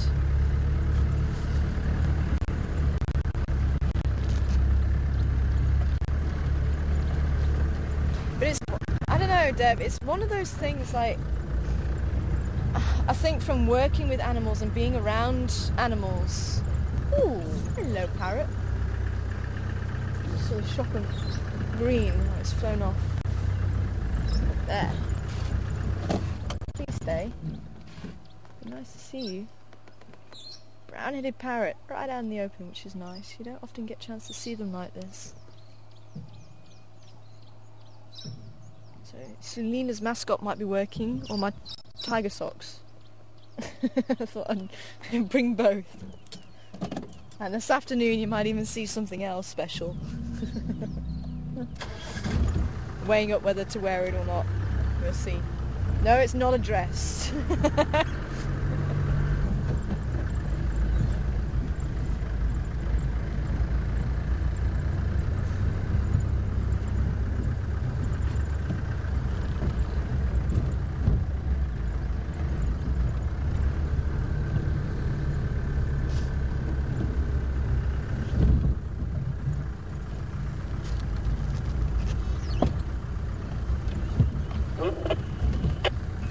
There I go. Come on, one.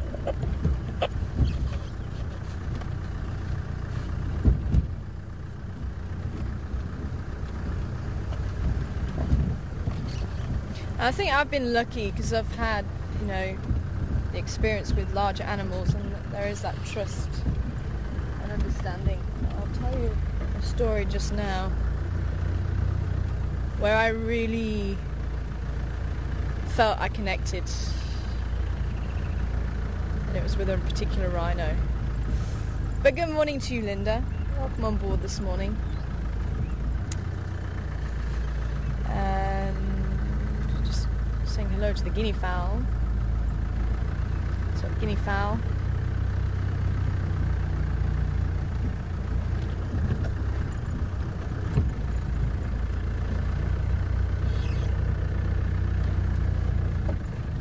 Bright blue heads.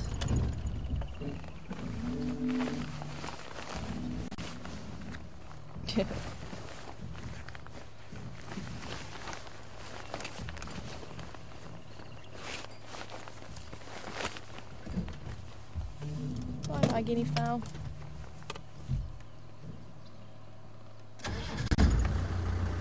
And Linda wants to know, are we ever concerned about driving around in an open vehicle? And there was, what was the first part of that question, Sapiwe?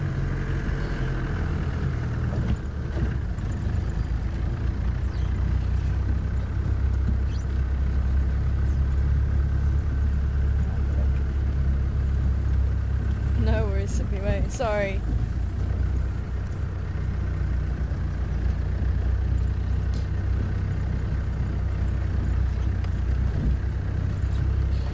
Tell them that I've left. Stations left the Ngala still Lalapans Rebecca's Road, open lot.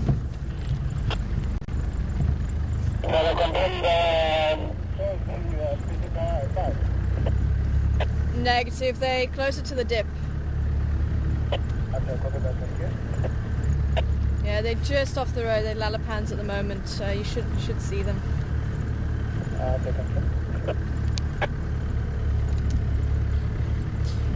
So Linda, yeah, not really, don't really feel threatened driving around in an open vehicle.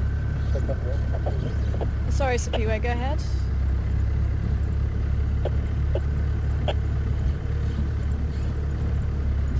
Yeah, just the first part of her question.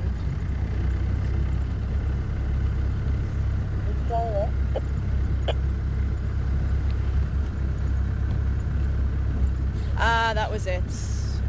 Yeah, that's it. So there was also, what animal in the world doesn't fear for its life? Morning, how are you? I don't think there's actually any animal. Because if you watch even elephants, they will be concerned about the predators. Humans fear for their lives.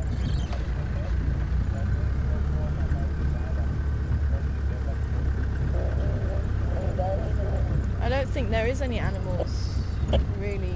But I suppose fear would be the wrong word.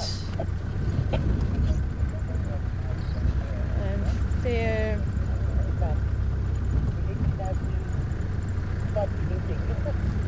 It's more of an instinct to survive. I don't know if you could use fear or not. I mean, animals are capable of fear, for sure. But, you know, if there's a lion around, I don't know, I don't really see fear in the face of the animal. If they're giving an alarm call or, hey, the little ones.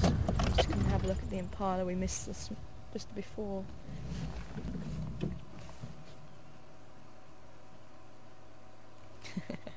It's one of last year's females checking out baby.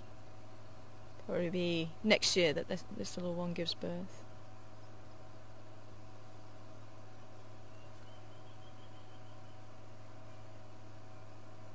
But certainly I would say this is probably the best way to go on safari, is being in an open vehicle. You actually just see so much more. I mean, I've been in enclosed vehicles, it's nice against the sun, but you miss the sky, and at night you miss the stars.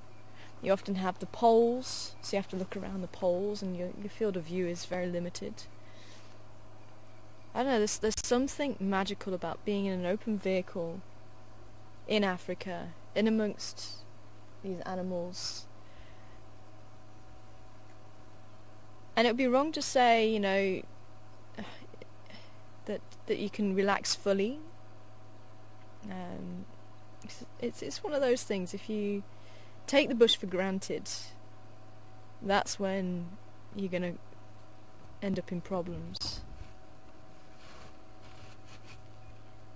But certainly you can relax to a certain degree, but you've always got to be wary. And I mean, I've heard so many stories, and it's happened to me as well, you know, you sort of do get a little bit blasé and kind of forget. And you hear these stories where, you know, someone gets out to pee, and they go behind the bush, and unknown to them, there's actually been a lioness lying there watching. You know, because they haven't actually checked the area. And it was only, I don't know if it's a bush myth or not, but I have heard it from other people as well, that a similar scenario. But there's this one particular one where the woman got out to pee, and someone took a picture, and when they got the pictures back, they actually saw a lioness hidden in the grass not too far from her. It could be a bush myth, but I think, you know, there are such odd things that can happen in the bush. That could be true, you know, the lioness, she could have been full and just watching her and going, what on earth are you doing, you stupid human? Don't you know who I am? I don't know. But yeah, definitely one of the best ways to see the bush, open vehicle.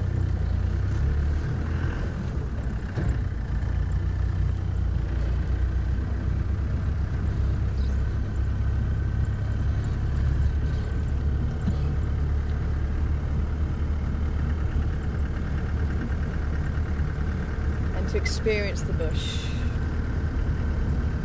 you know, and you can look around unhindered,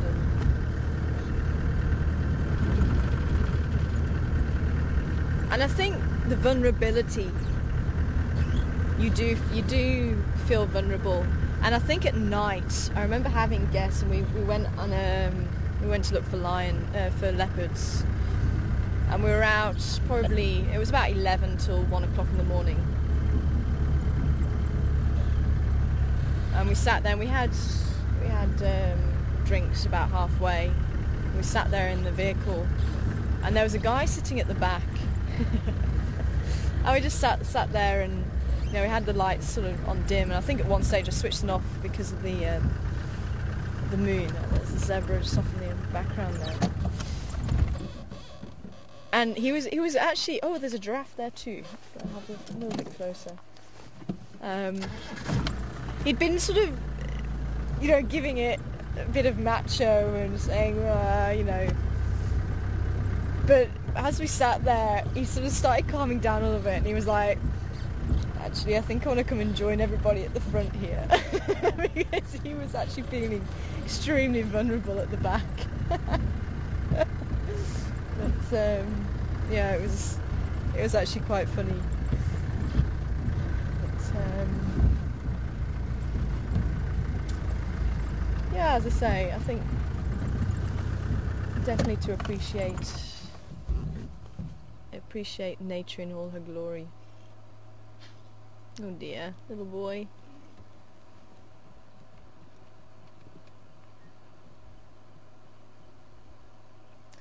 And that is the start of things to come for you, little one.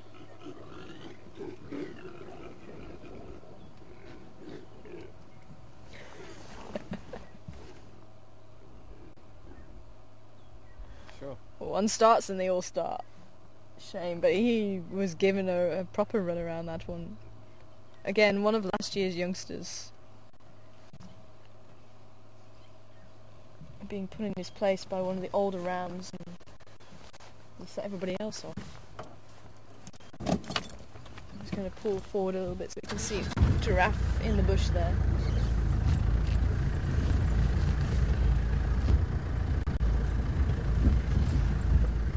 And Dr. Rita, good morning to you, Dr. Rita. Great to hear you with us.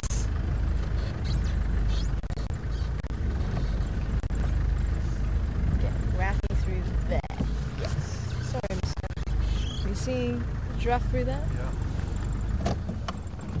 What's it like watching lions hunting? No.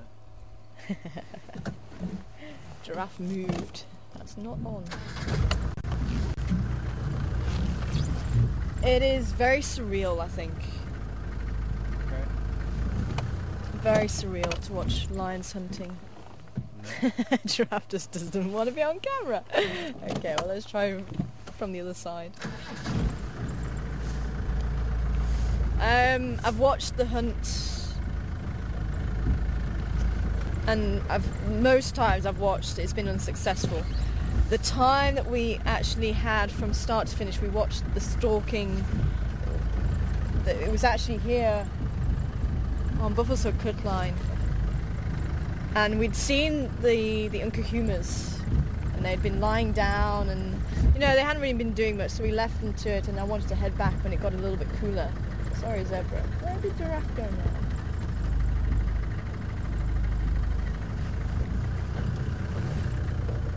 Being a little bit naughty here.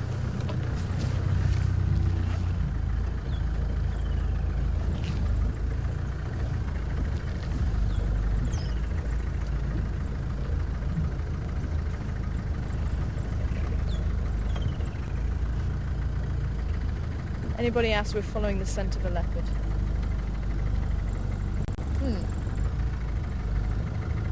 How do you hide? Oh, there. How do you hide a giraffe in the bush? Very, very easily. Oh.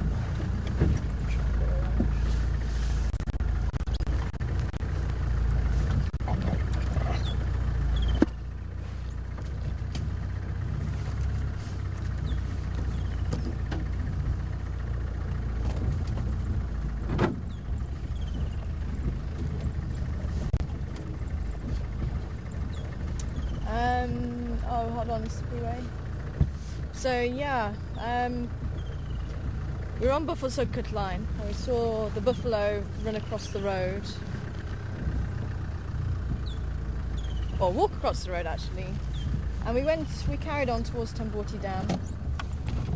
And I just happened to look on the wall, and there was one of the Unkahuma females, so they'd already gotten up before we got back to where they'd been sleeping, and they'd spotted the buffalo with a calf. And the hunt was on. Cubs were left behind. We couldn't see too much, but as I say, we saw the stalk, and then just to realise what was happening, we turned around and we had the buffalo run back across the road, lionesses streaming across the road in front of us, and there was one lioness. I counted that, I knew there was 4, and I counted 3, and I didn't know where the 4th one was, and I was just worried that she ran across in front of us, we might have a collision, so I had to slow down a little bit. And then she did. She popped out the bush, ran across the road, and I tried to keep up with them, and literally just as we got to the other side of the fire break, that's where we saw them. They had actually one of the females had managed to get a grip. Very surreal. It happens so quickly, and yet other times we've watched, it's hours. Very, very surreal. And it's one of those that you watch on documentaries, and you know, a lot of people that when they go on safari, you ask them what do you want to see, they say, oh no, lions hunting. I had that answer so many times, but it's very rare you actually get a chance to see it. And I think that's why we're fascinated by it, because it's nature in her extreme. It's nature in the most, probably one of the most powerful moments emotionally, because obviously, you know, you've got this animal and its life is being taken from it for the chance for another animal to live, and it really is an emotional roller coaster. I mean, that's the only way you can really put it. But to actually see the power of these animals and to actually understand how they managed to do this, I think we find absolutely fascinating, because you don't see it very often.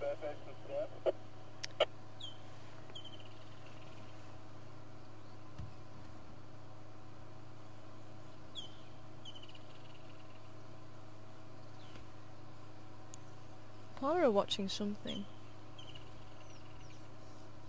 Thanks, Henry. I'm sure the guys will give me a feedback.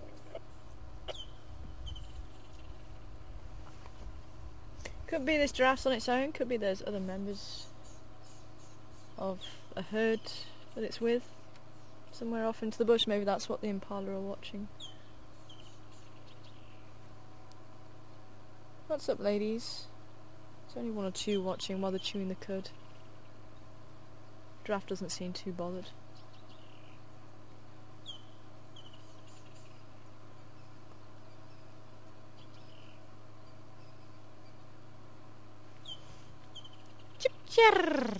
Who wanted to hear a woodland kingfisher? Liz. Liz, if you're watching, Liz, there you go.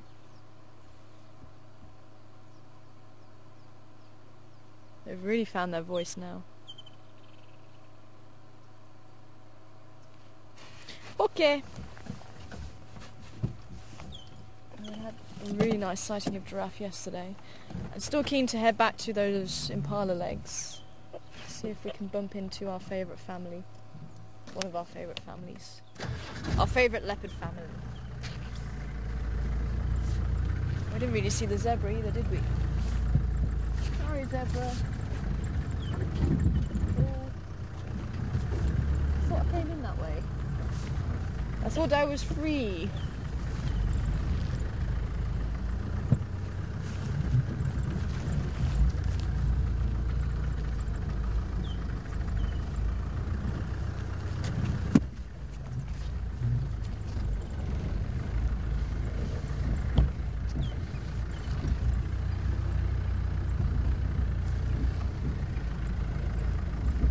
Top of the morning to you.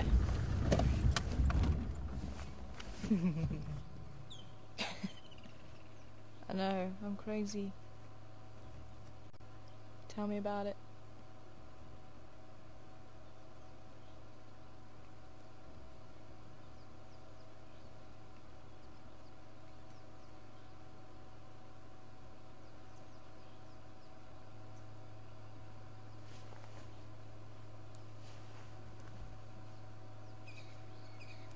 Oh, she looks quite heavily pregnant, that female at the back.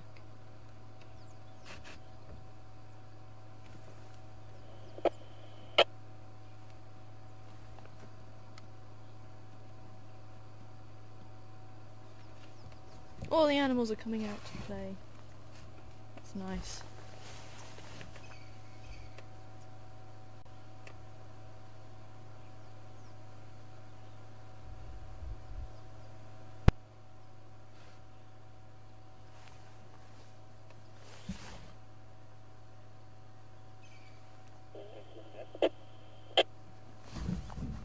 Okay, let's go and check out those legs before we run out of time. Time is running away with us. Sorry, ladies and gents.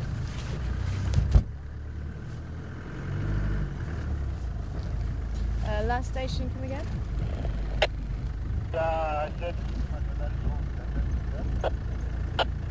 Okay, copy, thanks. I'm just heading back to Aubrey's Road just to have a check to see if any Ingwes come back.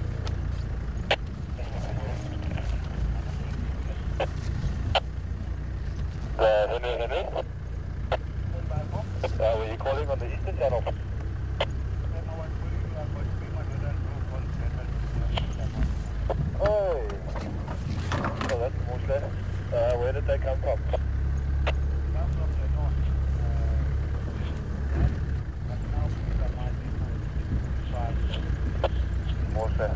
Thank Okay. you. Well, I'll give you a shout in a little bit. I'm just a little bit south of you guys. I'll give you a shout in a little bit. Thanks for Paul.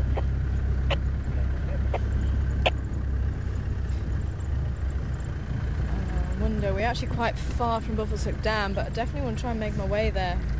3 male elephants are busy drinking there, so we're going to go via Albury's Road.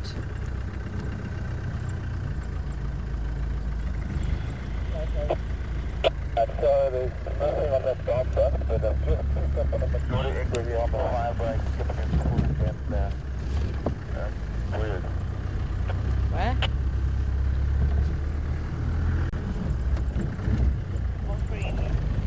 Leaving those Salala and they still Leopard is the other side of the road. Darren, come in. Yeah, that's all. Sorry, can you just explain where the fire break? Is it opposite Mvubu Road? Is that where you are? Just upwards, just east of the sign itself, the Buffelshoek sign. Okay, copy. I'm going via Albury's Road. Can I maybe join you there? There's a branch up there.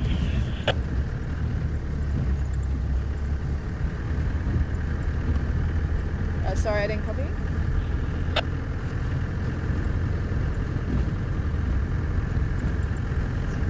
Sure. Everybody's coming out of the woodworks. So we're going to do Albury's Road. Apparently Darren's just picked up a leopard on the fire break.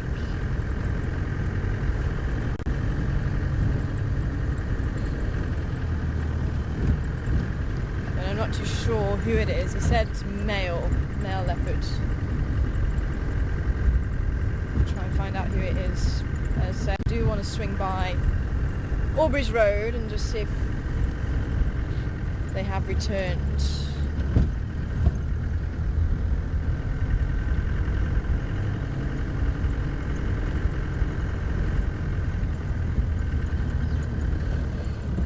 Good morning, how you doing? Yeah, I'm good, thanks. See you later. Are you around later? Yeah. See you later.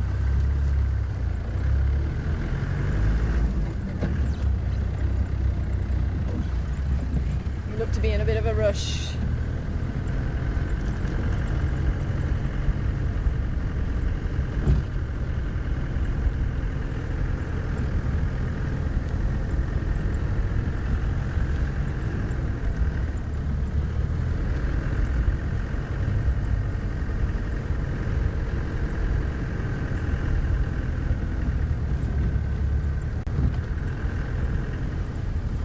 Okay, Shavinzi, come out wherever you are.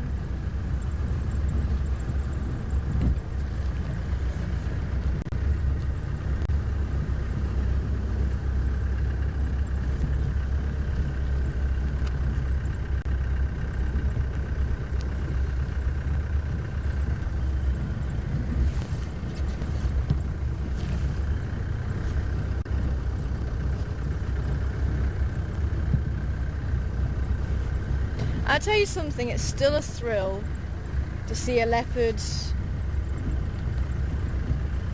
somewhere where you don't expect it. I don't know what it is, but I was coming back from dropping Sapiwe off a couple of nights ago, and I was driving down Voyatella Access, and there was a leopard, big male leopard. It could have been the same one that was seen with Induna. It could have been maybe even Induna himself, but it definitely looked a big male. That's what made me think it was possibly the other one, or it could have been a completely different one. And he ran across the road, and I don't know, it's just there is a thrill. There is an absolute thrill. Still, even though we've spent many of our drives with leopards, there is still a huge thrill.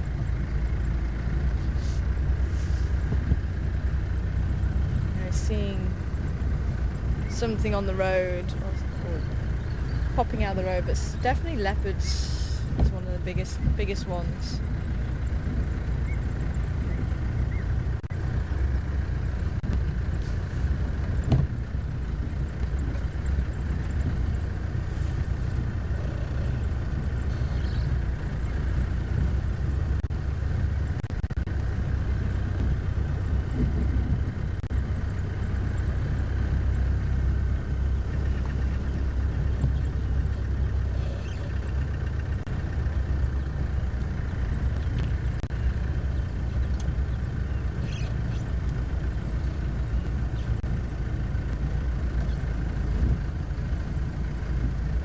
And I think it's definitely through spending time with the animals, you know, sitting with them a while. It's just like people, that's how you get to know the personality, that's how you get to know somebody intimately, is spending time with them. And to actually spend time with these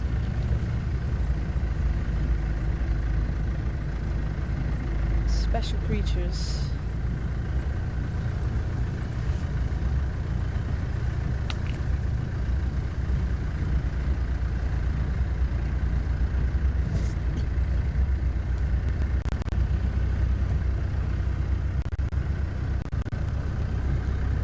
I passed the tree already. Did you notice? Pardon? Did I pass the tree already? No, here it is. Ah, there it is. Not back yet.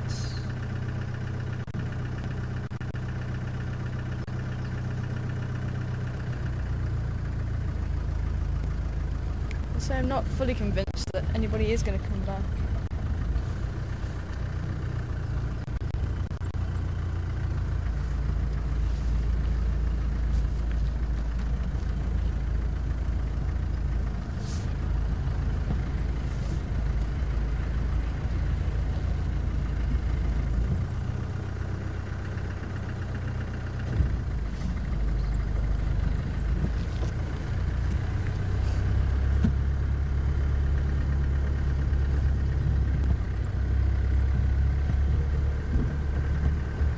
Hi Jane, good morning to you.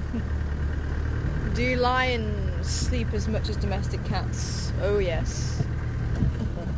Lions definitely can sleep. Lions sometimes can sleep 20 hours a day. I think just as you were saying about domestic cats. So about 20 hours. That's usually though when they're full. They've got a full belly and there's not really any need for them to move. They conserve their energy. And they can be active day or night. They're generally more active during the night though. Yeah, go ahead. Induna, you got the gonna go look here, this is 5 days.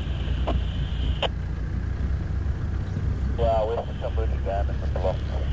Oh, he's in the block. Okay, more into the color.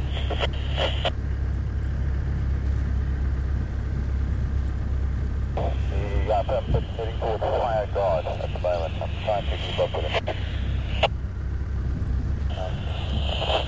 Let me know if down to them.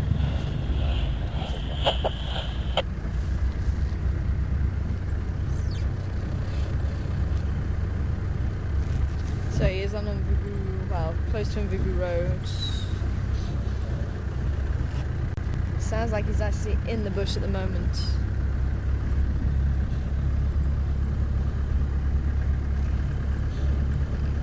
Just trying to keep up with him.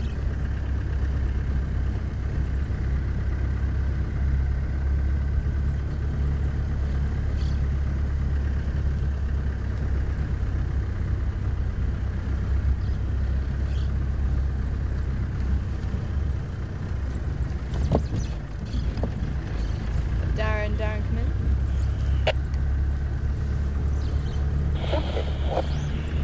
Sorry, I know you got your hands full. Is it best for me to try get you on Mvubu Road or Lego shortcut? I'm west of Company Dam. Okay, copy.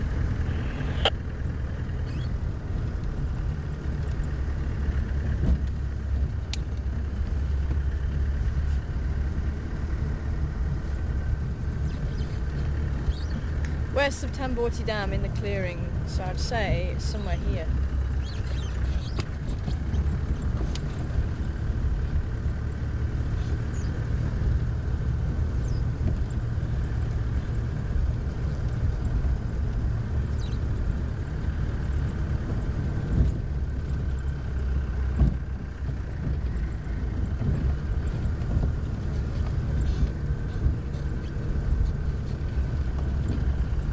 Hi Caddy, Heika, good to hear from you.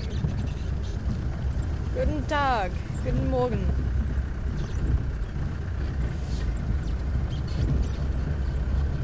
I hope you're well, Caddy.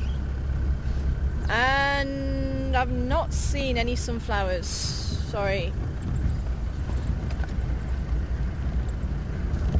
I'm sure we'll have relatives. I think, aren't they the daisy family?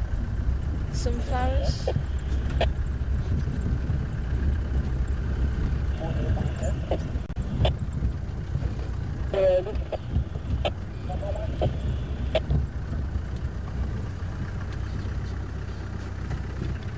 Maybe I should have gone the other way.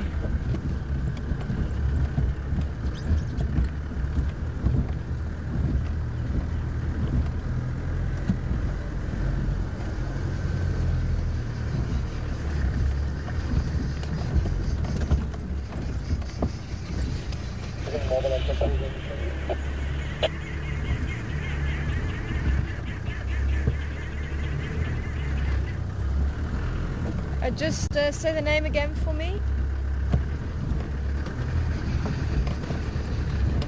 Stacy. Thanks, Stacy. Wanting to know. Good morning to you over there in Australia. I hope you're well. Wanting to know when Karula's going to be ready to mate again. Depends on when the cubs stop. Sorry. Yeah, go ahead. Yeah, that's the link for the Gallagher shortcut. I'm in the block, just off that road. I think I've got you audio. Okay, yeah, you're a little bit away from Gallego shortcut then. If you've got my audio, just approaching, I'm actually on the fire break side, approaching Invigu Road. Yeah, apparently there's a little Lala here that's a link road to Gallagher shortcut. That's where I am. Okay, copy. Okay, so we need the link road.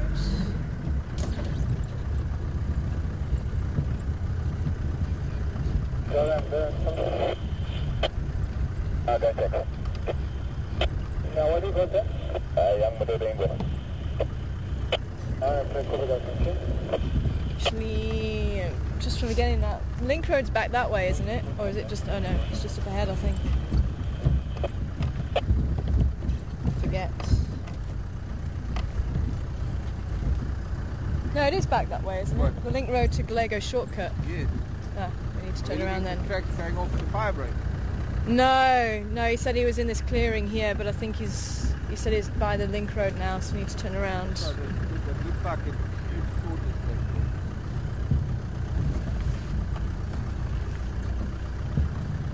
there. Okay, so we need to... It's down to that shortcut road now. Through the block. Okay, copy. Yeah, we passed that link road, so I'm just turning around. There were tracks going off just to the other side of that.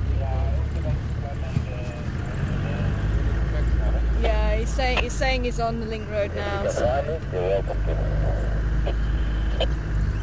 head down the link road. Stop a sec.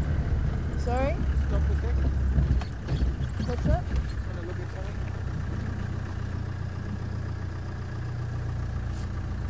Okay, never mind.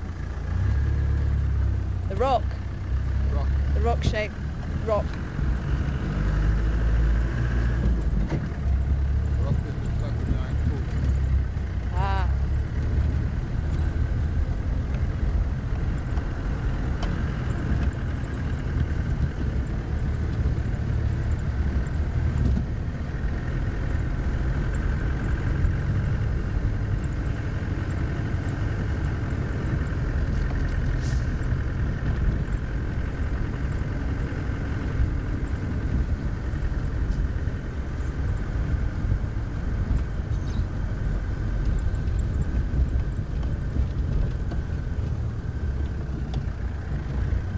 Sorry, what was Stacey asking?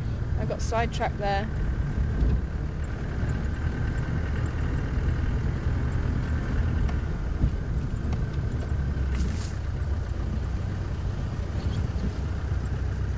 Oh, that was it. Yeah, Karula mating. When will Karula be ready to mate? See, I always get these two dips mixed up. So Karula, as I say, it'll depend on when the cubs actually stop being dependent on her. Once they stop responding to her calls and that they've become independent themselves, that's when she'll probably a couple of months after that she'll start to be ready to mate again. The body will start gearing up for that.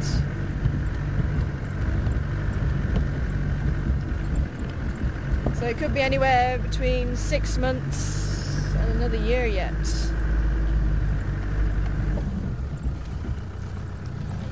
So I'm a bit confused because he said he could hear us over there. He had an audio, but he said he's on this road. I am confused. Darren, I'm on that little 2-track now that leads towards Galego shortcut. Yeah, I've got your audio. You're directly to my east. I've got your visual now. Stand there. He's coming down to you. Oh, is that side? I'm above you, yeah. I'm on your right-hand side, Clara. He's coming down to you now. He's about 50 meters behind you. Mobile vision. Got a visual, thank you. Sorry, I had completely different scenario in my head. Okay, so that's starting to make a bit more sense now. Yes, there, through there.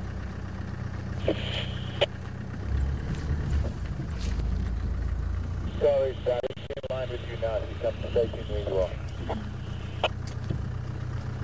Yeah, got visual. It's actually jiggered north now. Okay. If he's going to carry on going that way, we need to go around here.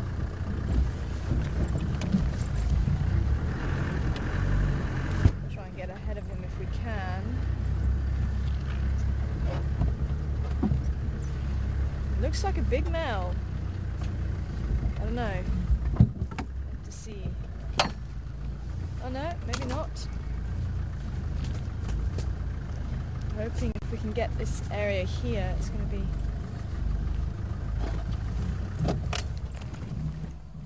Yeah, I've got visual of him, not too far from my mover.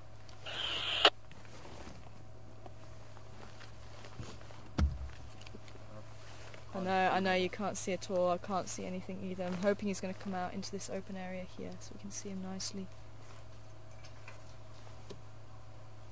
Or he's going to just turn around.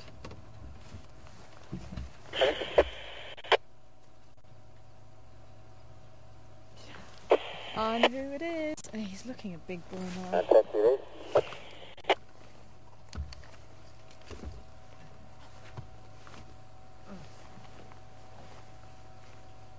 I'll move again.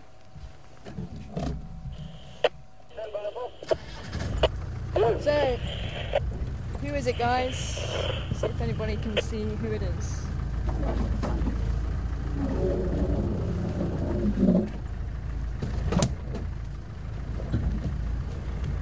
Oh, picture's overexposed apparently.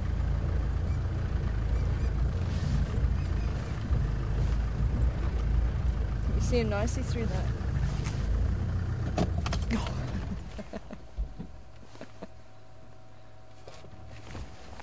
Sorry. Yeah. Is this? Hey, beautiful boy.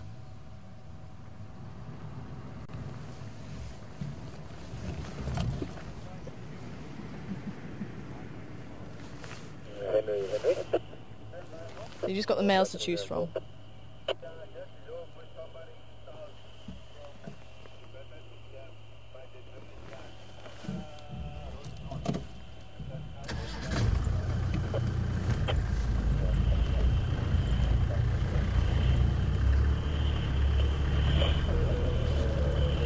Apparently he went after a couple of little piglets in there.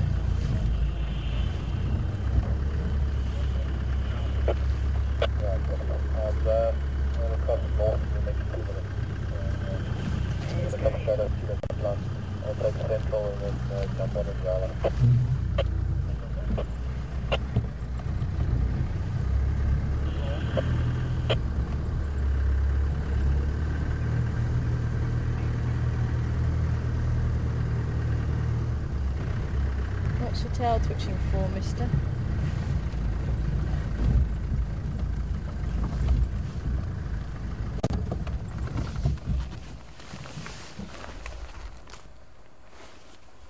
You seen something? Wow, the sun's hot when it comes out. Can you give me a tissue, please?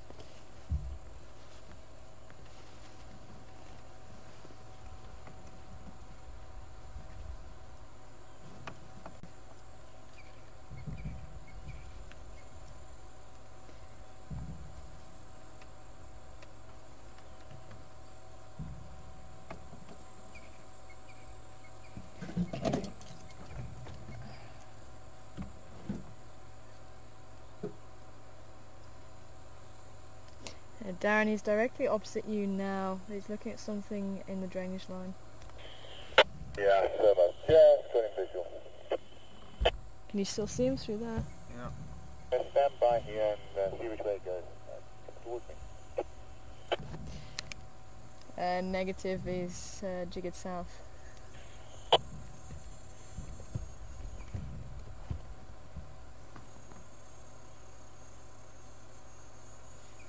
Quite thick in there though.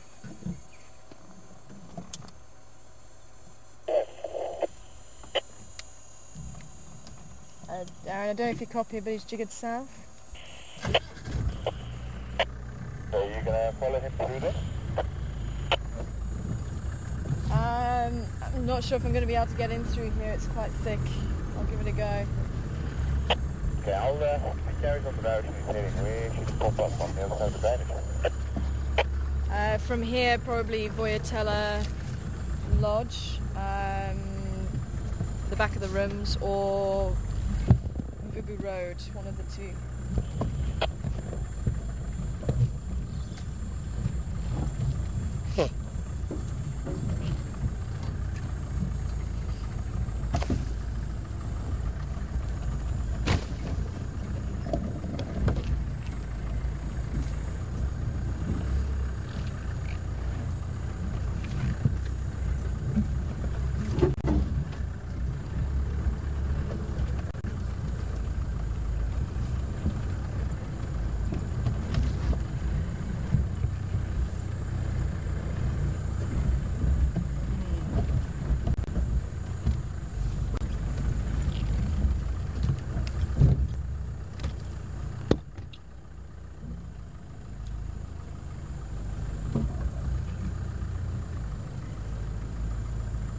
I'm leaving you in this position with this animal. There is some, looks like Nongo down here in the same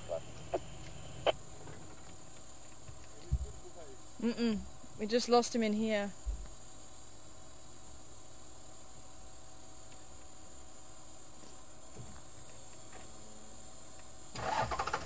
Yes. Can you see him? Oh yeah. Yeah, I can just see white spots. Okay, let me see if I can... Yeah. Yeah. If you're leaving this Badoringway mobile south towards where Stanford next to the drainage line with Cora and Oh, there it goes, yeah. Henry, you've gone through. Yeah, it's just... Can you see him? Okay, I will just come back. Yeah. Yeah, Stations is now jiggered east, just through the Scovenine onto the eastern side. Henry and myself on the lock.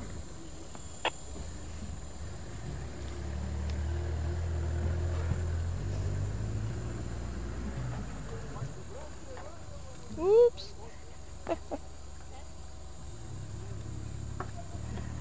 Roy and Jennifer, well done. It is our little boy Induna.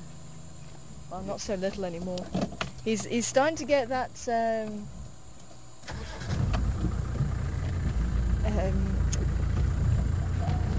flap of skin underneath the neck. He's really starting to come of age. I think it's just very, very thick on that side.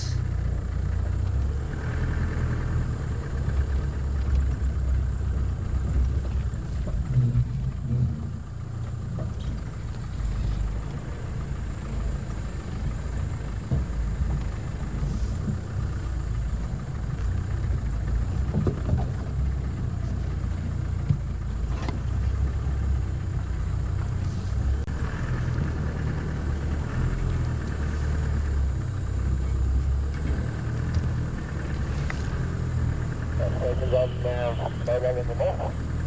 Any updates on those involved?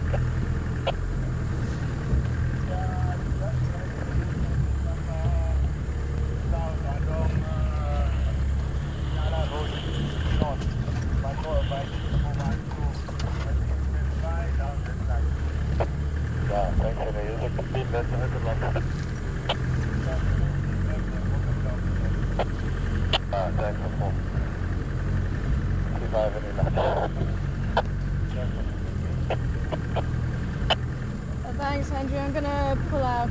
Thank you.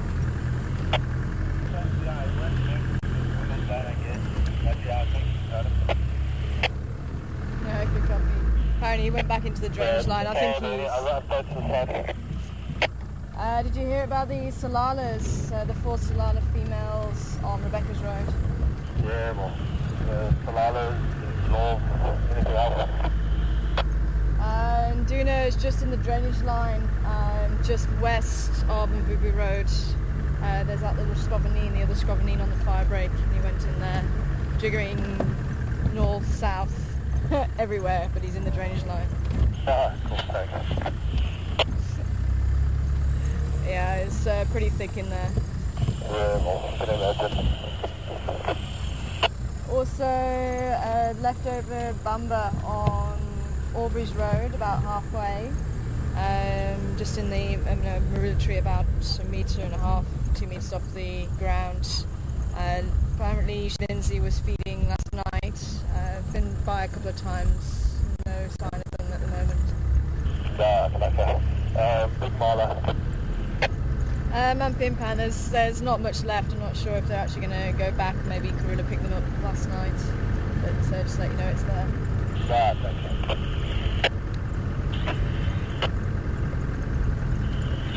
We've actually just been there, there's a small tree. Copy, did you see anything around there? No sign of the ingwe, but as you say, just still in the tree, the bamba. Not much left, but no sign of any other predators. Copy, thank you. Henry is still trying to relocate Induna if you're interested. Sounds a little bit tricky. So we're just heading for the... Okay, copy. Well, at least we managed to see him. As I said, I think he wasn't really wanting anyone to be there. I think he's maybe had a little bit too much of the vehicles with him, just sort of changing direction like that. So I think best for us to leave. And it's very thick in there as well. So I thought we'd leave him to it.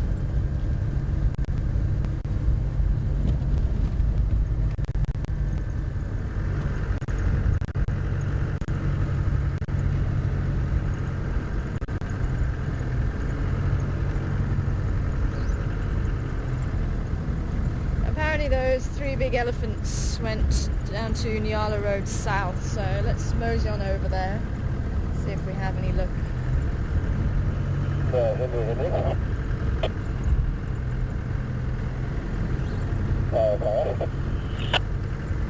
Standing by? Just a quick one. Sorry, man. I've just come on to Central from Cheetah Cutline. The next that I get to going north. Is that Drakensberg Drive or is that Nyala North? Straight from, if you go west from Cheetah Cutline, then that's Drakensberg. So you just keep going on Central and you go through quite a big Scovanine and it'll be the next road after that on the right. That'll be Nyala Road North. Right, so down Central, past the first junction, through a big silver and then north again. Affirmative, immediately north. Okay. I'm also going to be making my way that side to give you a hand. Copy.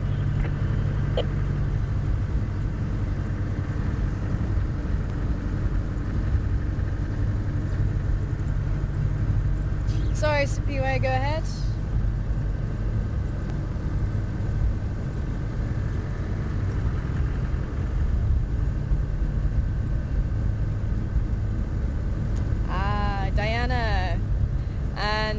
actually, was that the question after Stacy's? Oh, Gianna. Okay. Can you spell that for me?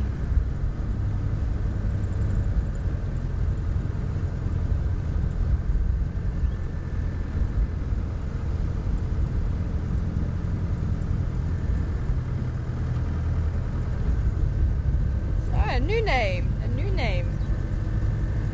Hi, Gianna. I hope I'm saying your name right. Wanting to know the difference between leopard and cheetah.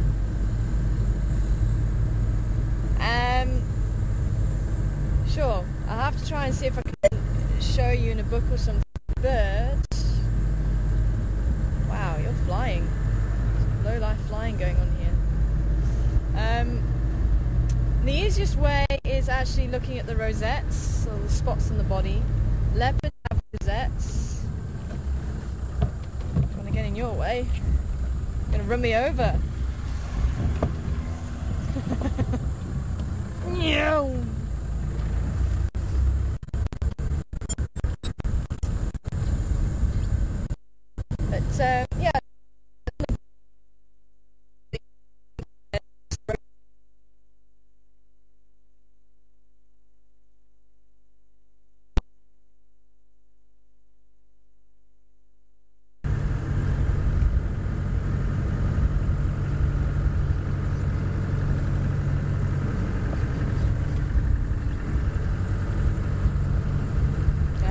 We were going through the dip there.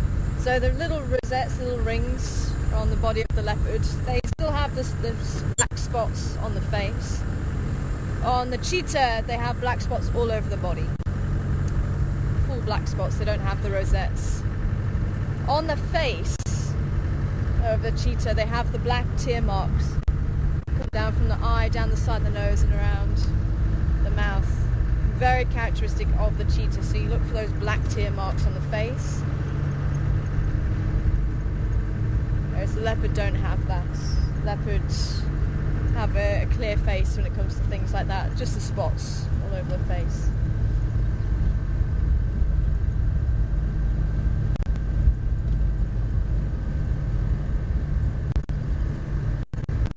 And just a little build of the animal. Obviously over the screen it's going to be a little bit different, but short, stocky cat. It's the cheetah.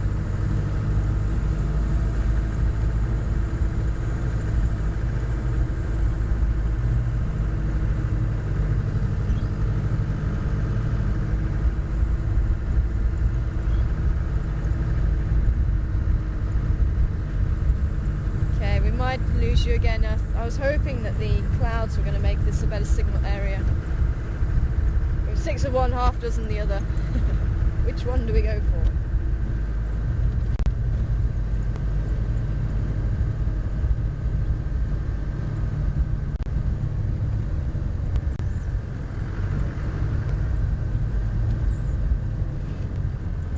But yes, if you see a big stocky cat, no, small stocky cat, and that's the leopard.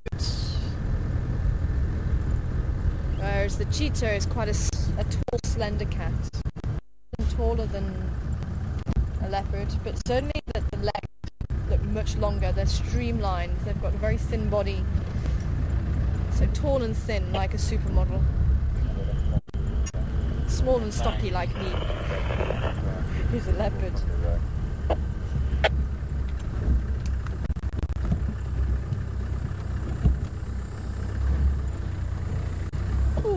Hello, lizard. Oh, hi, lizard. I just saw a movement.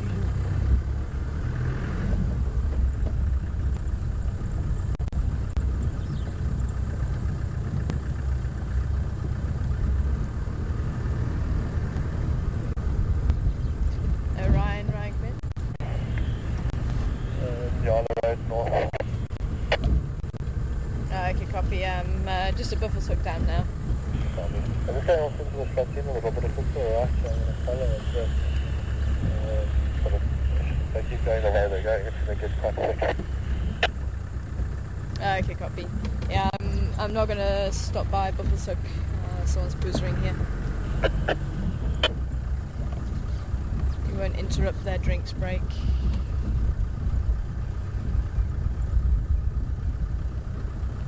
Actually, if we hide here, we'll just say hello to the hippos quickly.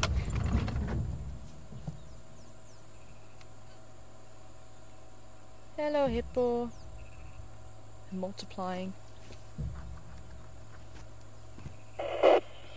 Where's the geese? What have you done with them?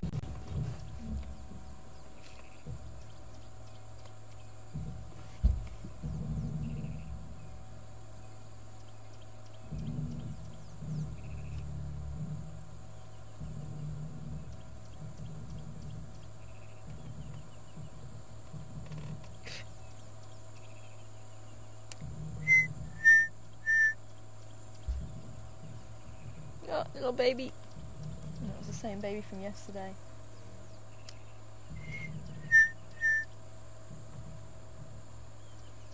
Three blind mice. Three blind mice. That is the chin spot bat is calling.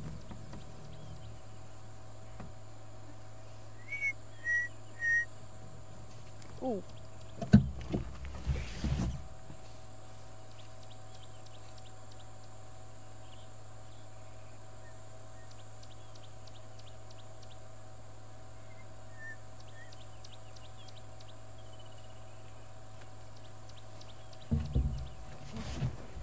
Got another quick whodunit. Okay. Oof. Oof. Oh, oh, oh, oh.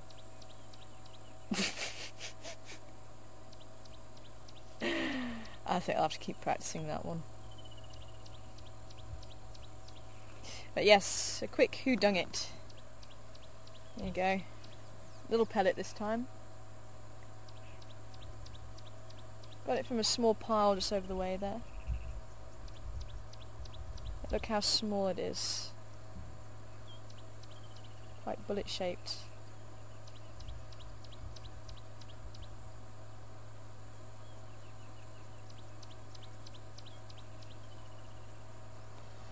Ooh, hammercop just tried to fly in and sit on the hippo, and the hippo went, no, I don't think so.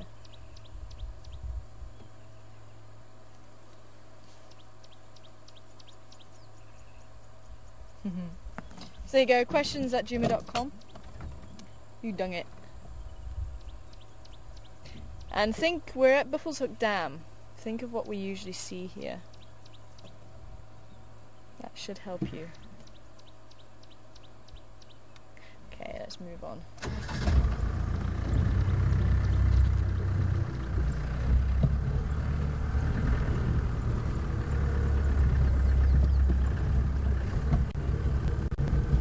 Sneak by. Probably one that we actually haven't seen much. Let me give you a clue. In fact, I don't think I did it on Who Dung It.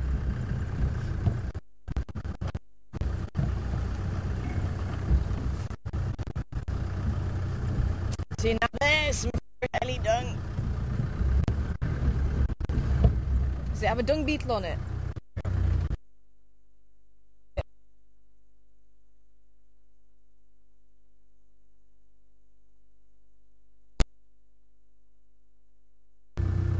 Quite amazing. I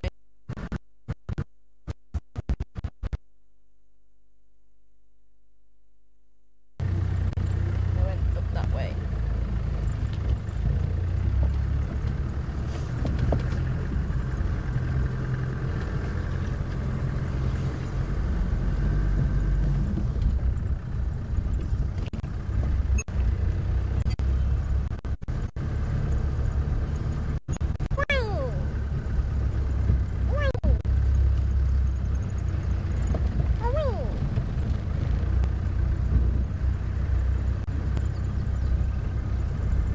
Going on to my favourite road. I love Nyala Road North. I don't know what it is.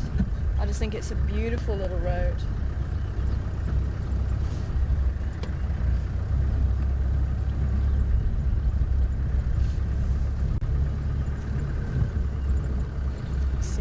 find those bull ellies that left behind the dung.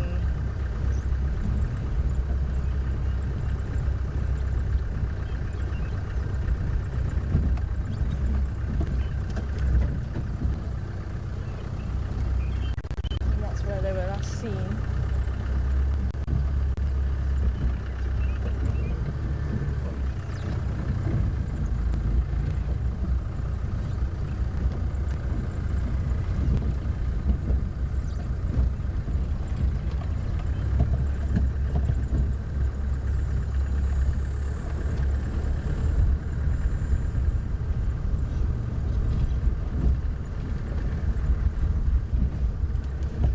Spiro's asking if we can close the iris again.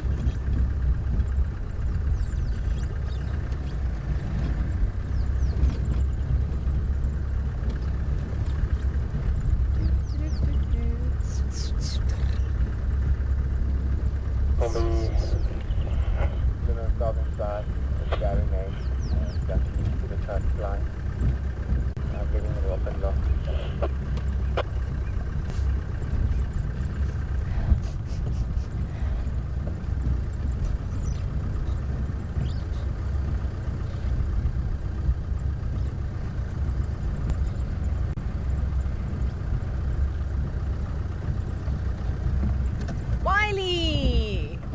Close, but no cigar.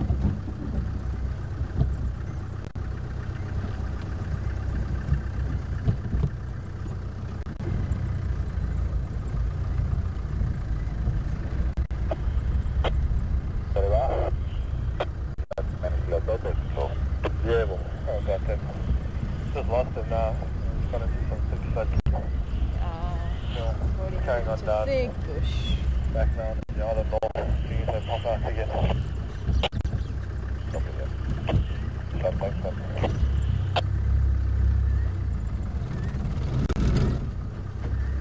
I copy that, Ryan. I'm on the other road north from Bubbleshook now.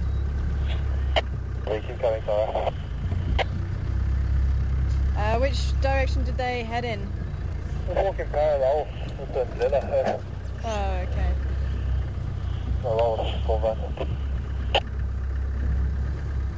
So they're on this side somewhere, I think.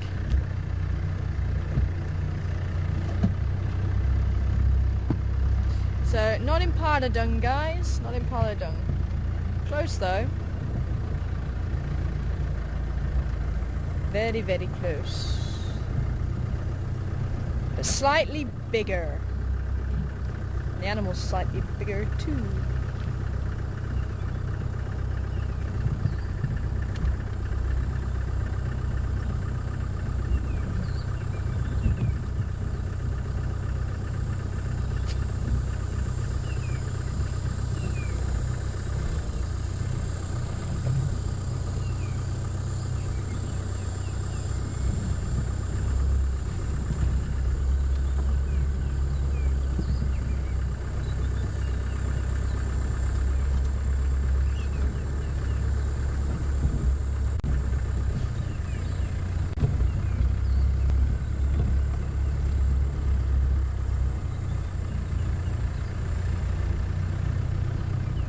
On this side.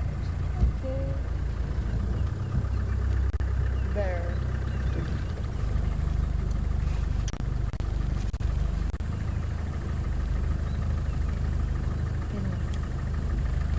Morning.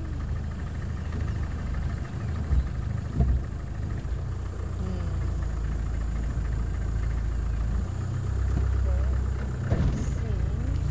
That's what legs back there.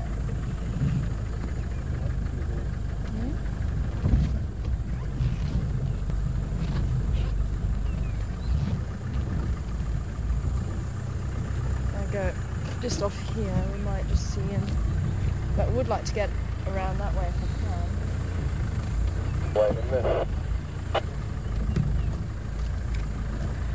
can. No, I'm just gonna pull off just so we can get some visual.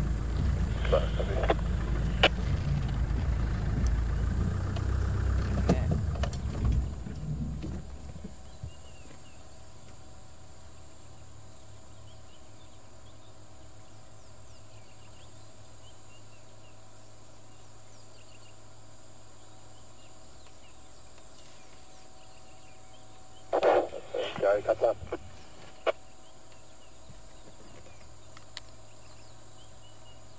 Yeah, you are going west along Central, right? Captain. Check the wood. That will be up next. In the block now. If they are on the northern side of Central, it will be Hyena Road. Or if they are on the southern side, it will be Vulture's Nest. Copy.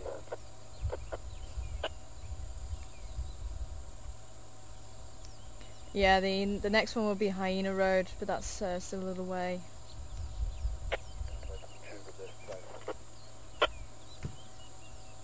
Those in Gala and Rebecca's Road, are they closer to Zoe's Junction up that side or more towards the Cutline, Philemon's Cutline?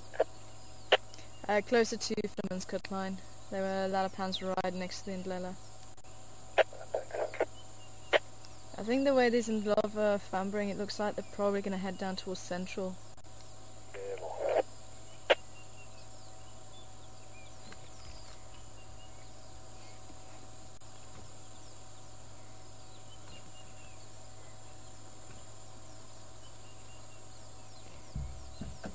Do you still have visual? I mean, it's just like a dark. Dark patch. So we'd like to try and get ahead if we can.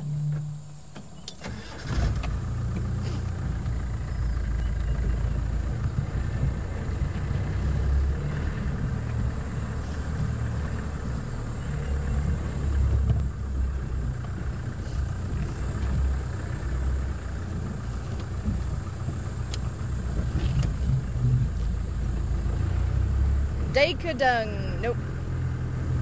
Nope. Not Daker, not giraffe. Giraffe is probably about this sort of size, same as like a kudu. Daker much smaller. Much smaller. We're looking something slightly bigger than an impala.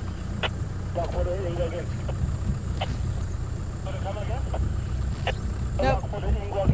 Not kudu. I wanted to get my phone to cover. It's not easy to cover it, but I did try, but you know that. Okay. Thank you.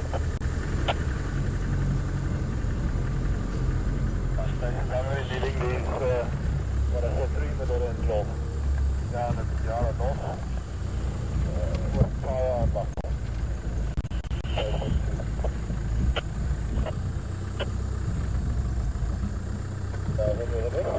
Try so we can just pop in here and just see. If you take your you are going to get into spaghetti junction. Thank you.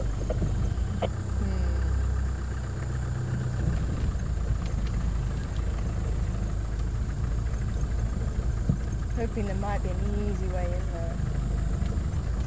Nothing's ever easy.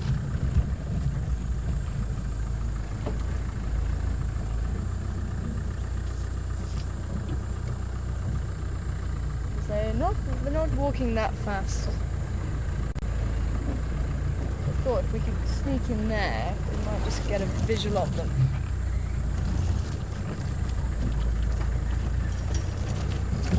But not.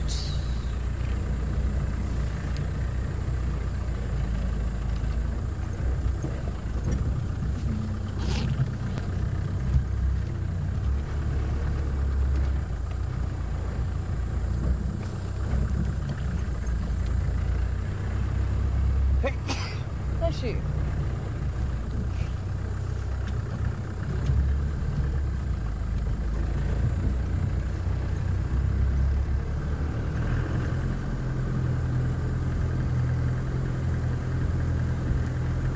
Haha.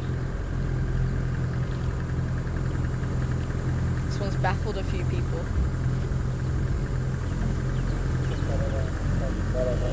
Away from going north the clock.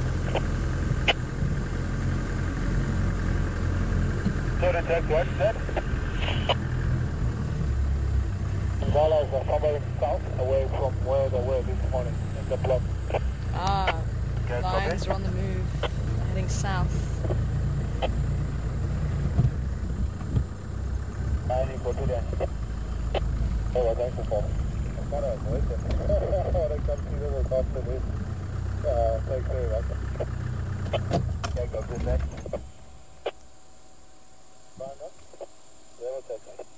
you going to come past this way? I'm going to probably go back towards the diamond villa and then back on Gary, man. Hopefully fire quite a while ago. Yeah, just another this side. I might pop up and sit on the cut. Sounds like heading down towards Fimmon's cut line. As long as they don't go too far, but with it being cloudy, as I say, it can encourage the cats to move around a lot more. And I think their bellies are hungry. Oh well, I was hoping the boys were going to pop out.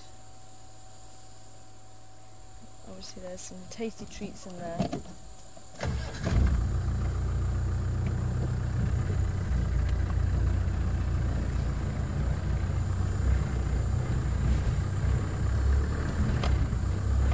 No one's got the correct answer as yet.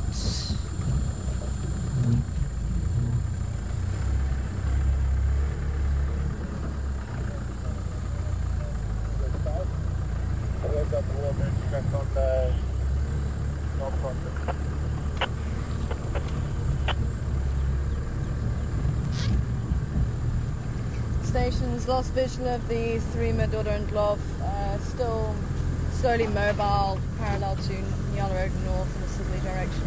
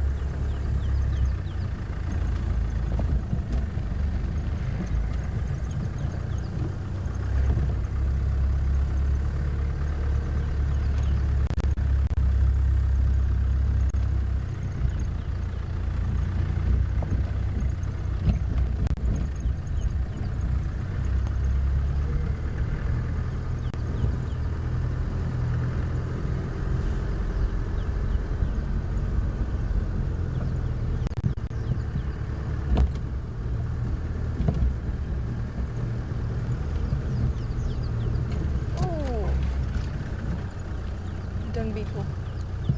Oh, another dung beetle. Yeah, not a good place to sit, mister or missus.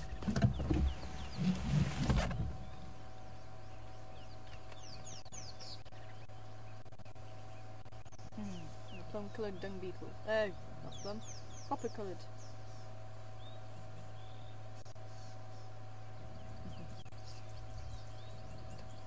You see it there? Yeah.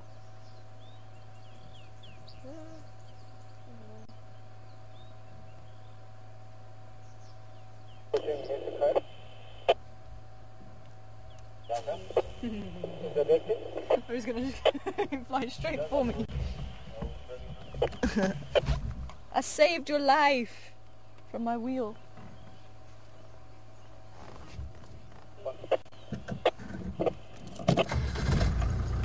I thought it was back up on the break in it.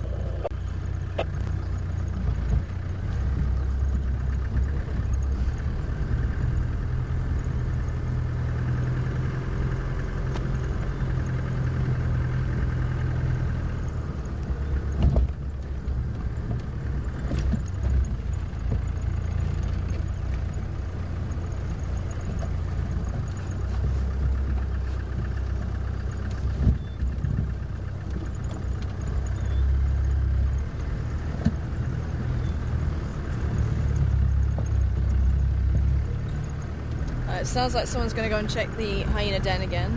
So we'll hear anybody is around.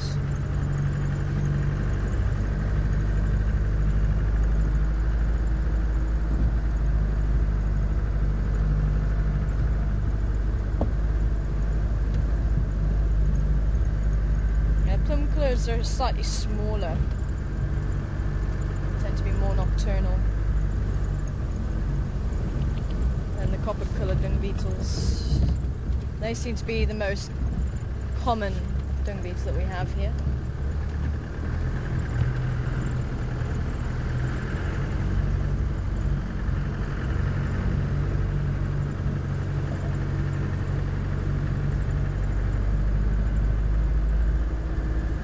So now on Nyala Road South, also a lovely bit of road.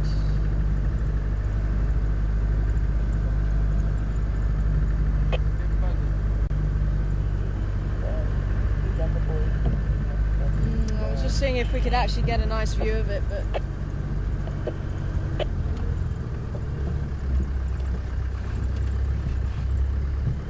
it's going to go below the trees before we actually get to see it. See if it'll pop out here.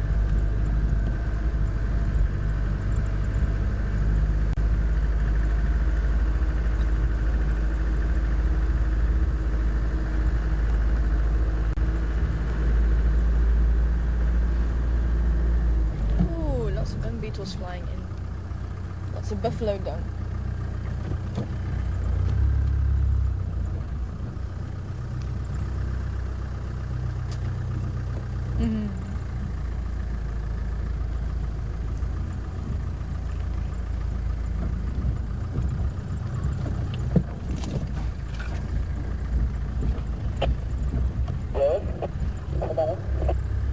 Kamikaze.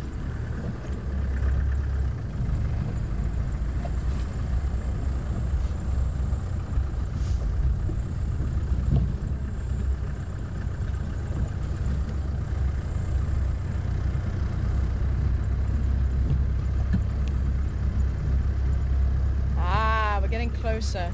Zebra, nope, not zebra, but bushbuck is getting closer.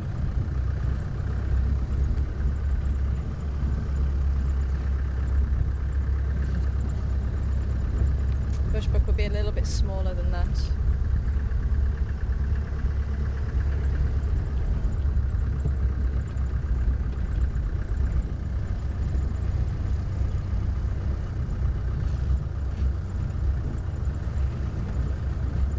Ah, well done, Lynn. Lynn in Canada, well done. First one back with the right answer. Funny enough, I've been saying the name all the time since we came looking for the elephants. And Holly as well. Holly, Nyala, it's Nyala dung. A little bit larger than the impala dung. That was probably male actually, male Nyala. Just slightly larger than the impala dung. We see the Nyala around Buffalo's Hook more than we see the impala. But it could have been impala, but it was just that little bit bigger.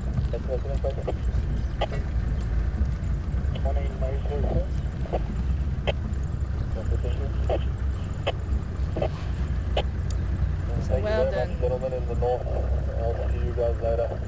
Coming back up the western tunnel.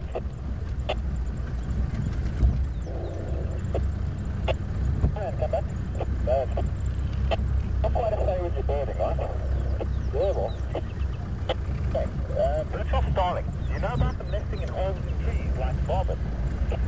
I've heard of them taking overhauls, but not creating their own. Yeah, there's a velvet gun in that dead tree, right there. Virtual starling nesting in that bang in the centre. There's a hole going down into the stump. Nice one. I'm going to get smashed by the stump. Yeah, there was one of those in the area too, but I didn't know they did holes in trees. I thought they were just other nests, things like that. Pick up that guys today. Opposite foot for doing that. There was a male patient out there the other day. Oh, awesome, man. I'll try and find that stuff. Cheers, mate. Okay, have a good one. I'll see you later. See you there. Darren, come in. Yeah, go on. Yeah, there's another pair just down by Gowrie Dam as well, also nesting in a hole there. There's a couple of pairs all over. Thank you so much. Birchall starling. Oh, that's brilliant. Thank you very much. Yeah, I didn't know they missed the trees. Quite a new one for me. Did you say you saw the painted snipe? Brian just said he had one on Gowrie Bank. Yeah, it's football put down to him. Yeah, I think that was seen a few days ago, a couple of weeks ago as well, so he's hoping it's going to stay. Yeah, I'll be looking for those tonight. Did he do the trip again, or did he disappear? I disappeared by the sounds of it. Well, we know.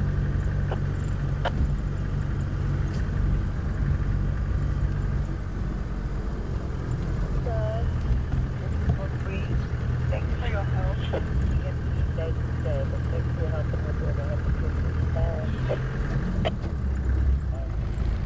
Oh, I forgot about you, Taylor, as well. One of the guys is getting excited because there's a Birchall's starling nesting in a hole in the tree, so he's never seen it before. I'm just telling them there's a few nests around here.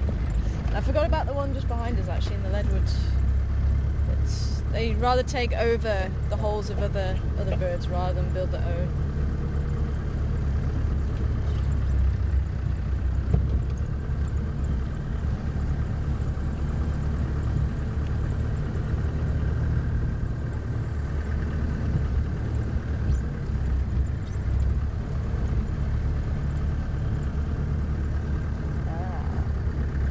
Hi Wiley, and wanting to know about crocodile dung. Has anybody ever seen crocodile dung? What's it like? I've got a little book here that can show you. To show you my scat book.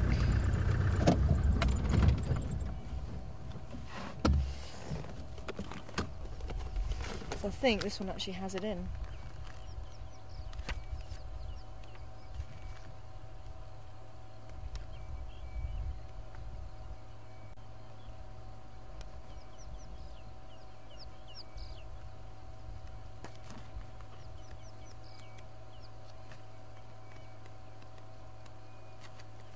She says, I'm sure I did. I'm sure I've seen it in here. But I could be lying. Oh, there it is. Went right past it. There you go. It looks a little bit like the hyena dung, and it being white. And of course they eat everything of the animal. So there's going to be a lot of bone in there, and the digestive system is incredibly strong. So it can actually digest the bone, the hair, the hoofs, everything.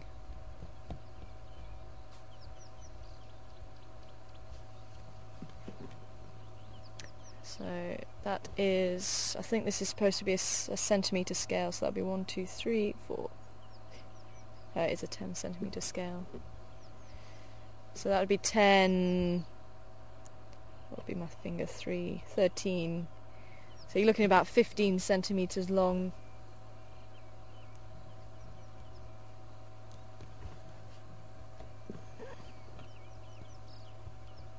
So it does actually look a little bit like a snake, piece of snake dung. I would say hyena, but obviously just the barrel-shaped dung rather than, if I can show you a hyena.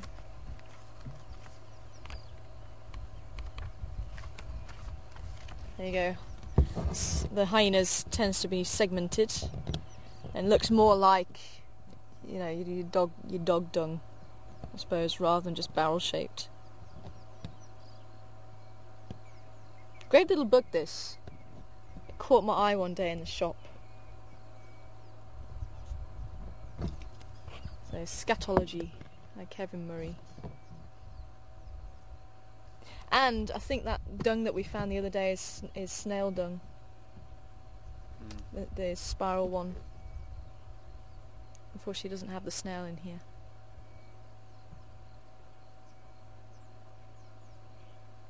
There you go.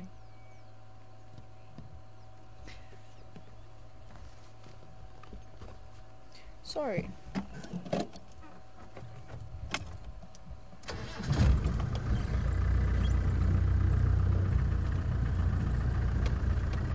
No vultures sitting up in the tree.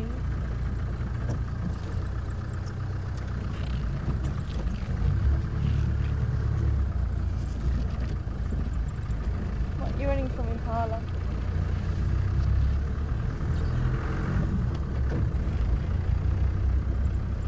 I don't know about you, but I think Sulina's mascot worked. Sulina, if you're watching. Told you I'd bring it on drive.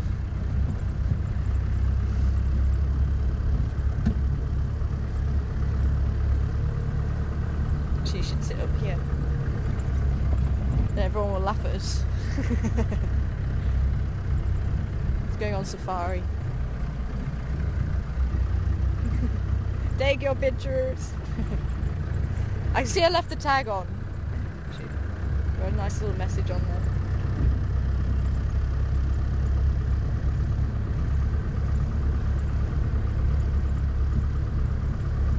Oh.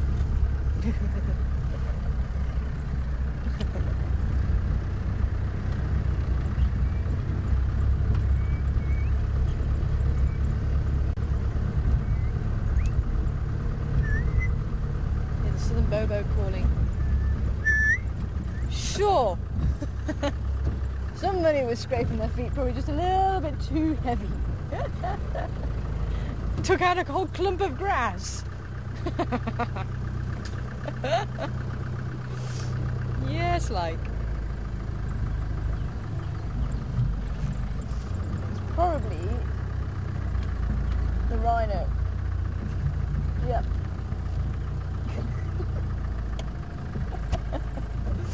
Actually, I feel obliged. I should really put it back on the side of the road. Just go and put it there.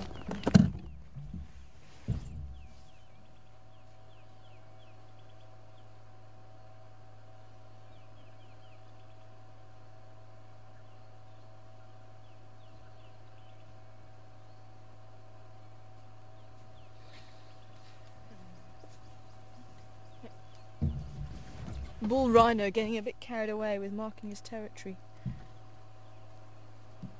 Someone was asking about the hippos scraping their feet, and I wonder if you're getting mixed up with hippos and rhinos. Rhinos scrape their feet to mark the territory,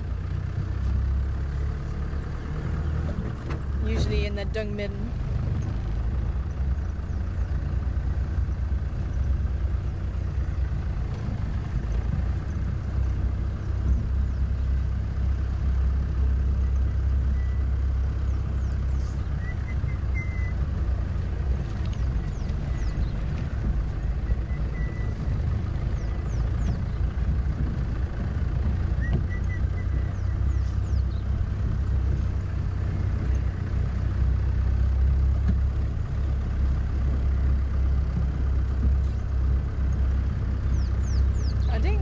First part of that. Unfortunately, I think it has come to the time to say goodbye, but I think we'll just get to the end of Weaver's Nest Road. Oh, hi Laurie, good to hear from you. And Laurie, I couldn't hear the first part, but Laurie was asking about the milk of hippos being pink. Is it true? I've been trying to do some research on it. I've not found anywhere in any literature to say that the hippo's milk is pink. Could be that it gets mixed up with the secretion that protects their skin. That's actually clear until it comes into contact with the air, and then it turns this bright pink colour. It looks like they're bleeding sometimes. And that's an antifungus, antibacterial lotion almost, and it helps to protect their skin from the sun as well.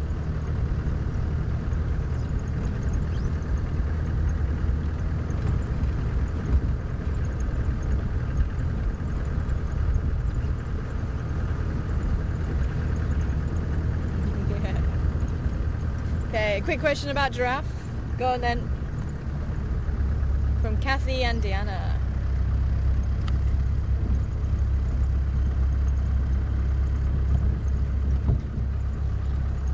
How long does it take for the food from a giraffe's mouth to get into the stomach? Not that long, but the giraffe might chew the cud with it later on. So probably takes just a few seconds. As soon as they swallow it, it goes down to the stomach just like you or I. But with them having a 4-chambered stomach, the rumen actually separates off the large pieces from the small pieces. If there's small pieces there, if they've already chewed them enough as they were gathering them, then the small pieces all sink down and go into the other 3 chambers of the stomach. The large pieces get separated off and gets thrown back up when they resting, and they chew the cud with that, and then it gets swallowed back down again. And it also comes up with the bacteria from the stomach as well, so the bacteria can work on it, and the chewing action and the saliva as well, all of that helps to start.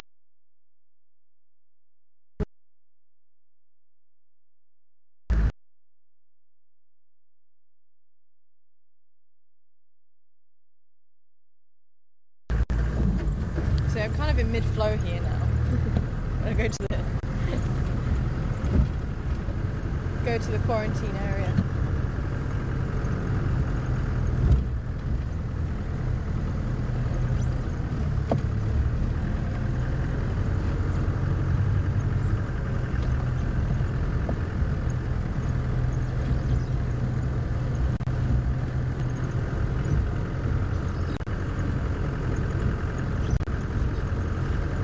Well, I did say I was in need of cats, and the cats came out to play. I'm hoping that we'll have some luck with Karula and her clan this afternoon, and Teddy as well. We did try this morning, but I think with the weather they tend to like slightly warmer places. So let's hope Teddy will make an appearance, and Karula too.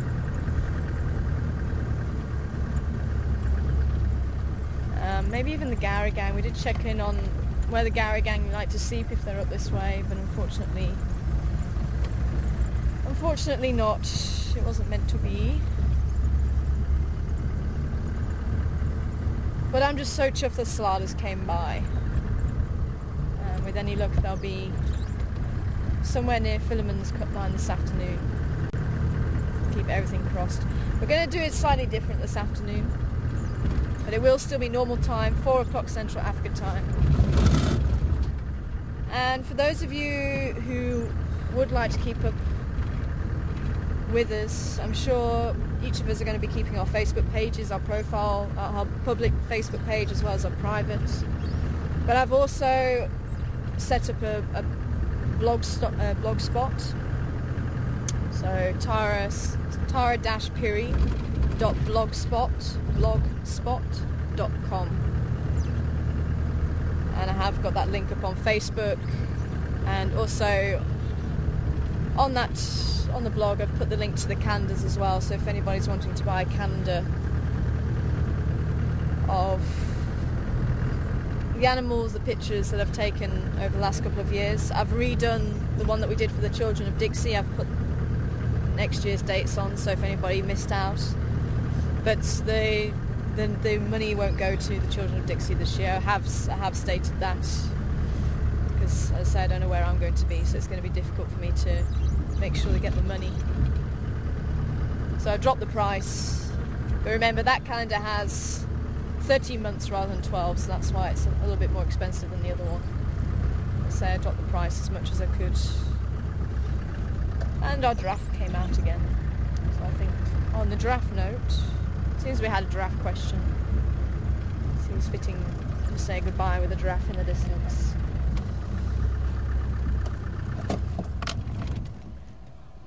I hope you've enjoyed this morning. Nice and a few animals for distraction. And I will tell you about the rhino this afternoon. But yes, thank you very much for joining us. We will be here at 4 o'clock Central Africa time. So both me and Mark will be behind or in front of the camera. And we'll probably have a trip down memory lane, I'm sure. But yes, it is. It's odd. I can say that. But as I say, try not to think of it too much this afternoon. So thank you everybody. I hope you enjoyed the lines. Thanks to Lena for your lucky mascot. And just to show you, I did have the socks on. And lovely untanned legs there. But yes. Trying not to see your leg. Try not to see my leg. So yes, but we shall see. I might bring something else on drive. Bring all the Tigger force out on drive with us this afternoon. But yeah, take care everybody, and we'll see you again 4 o'clock. Bye for now.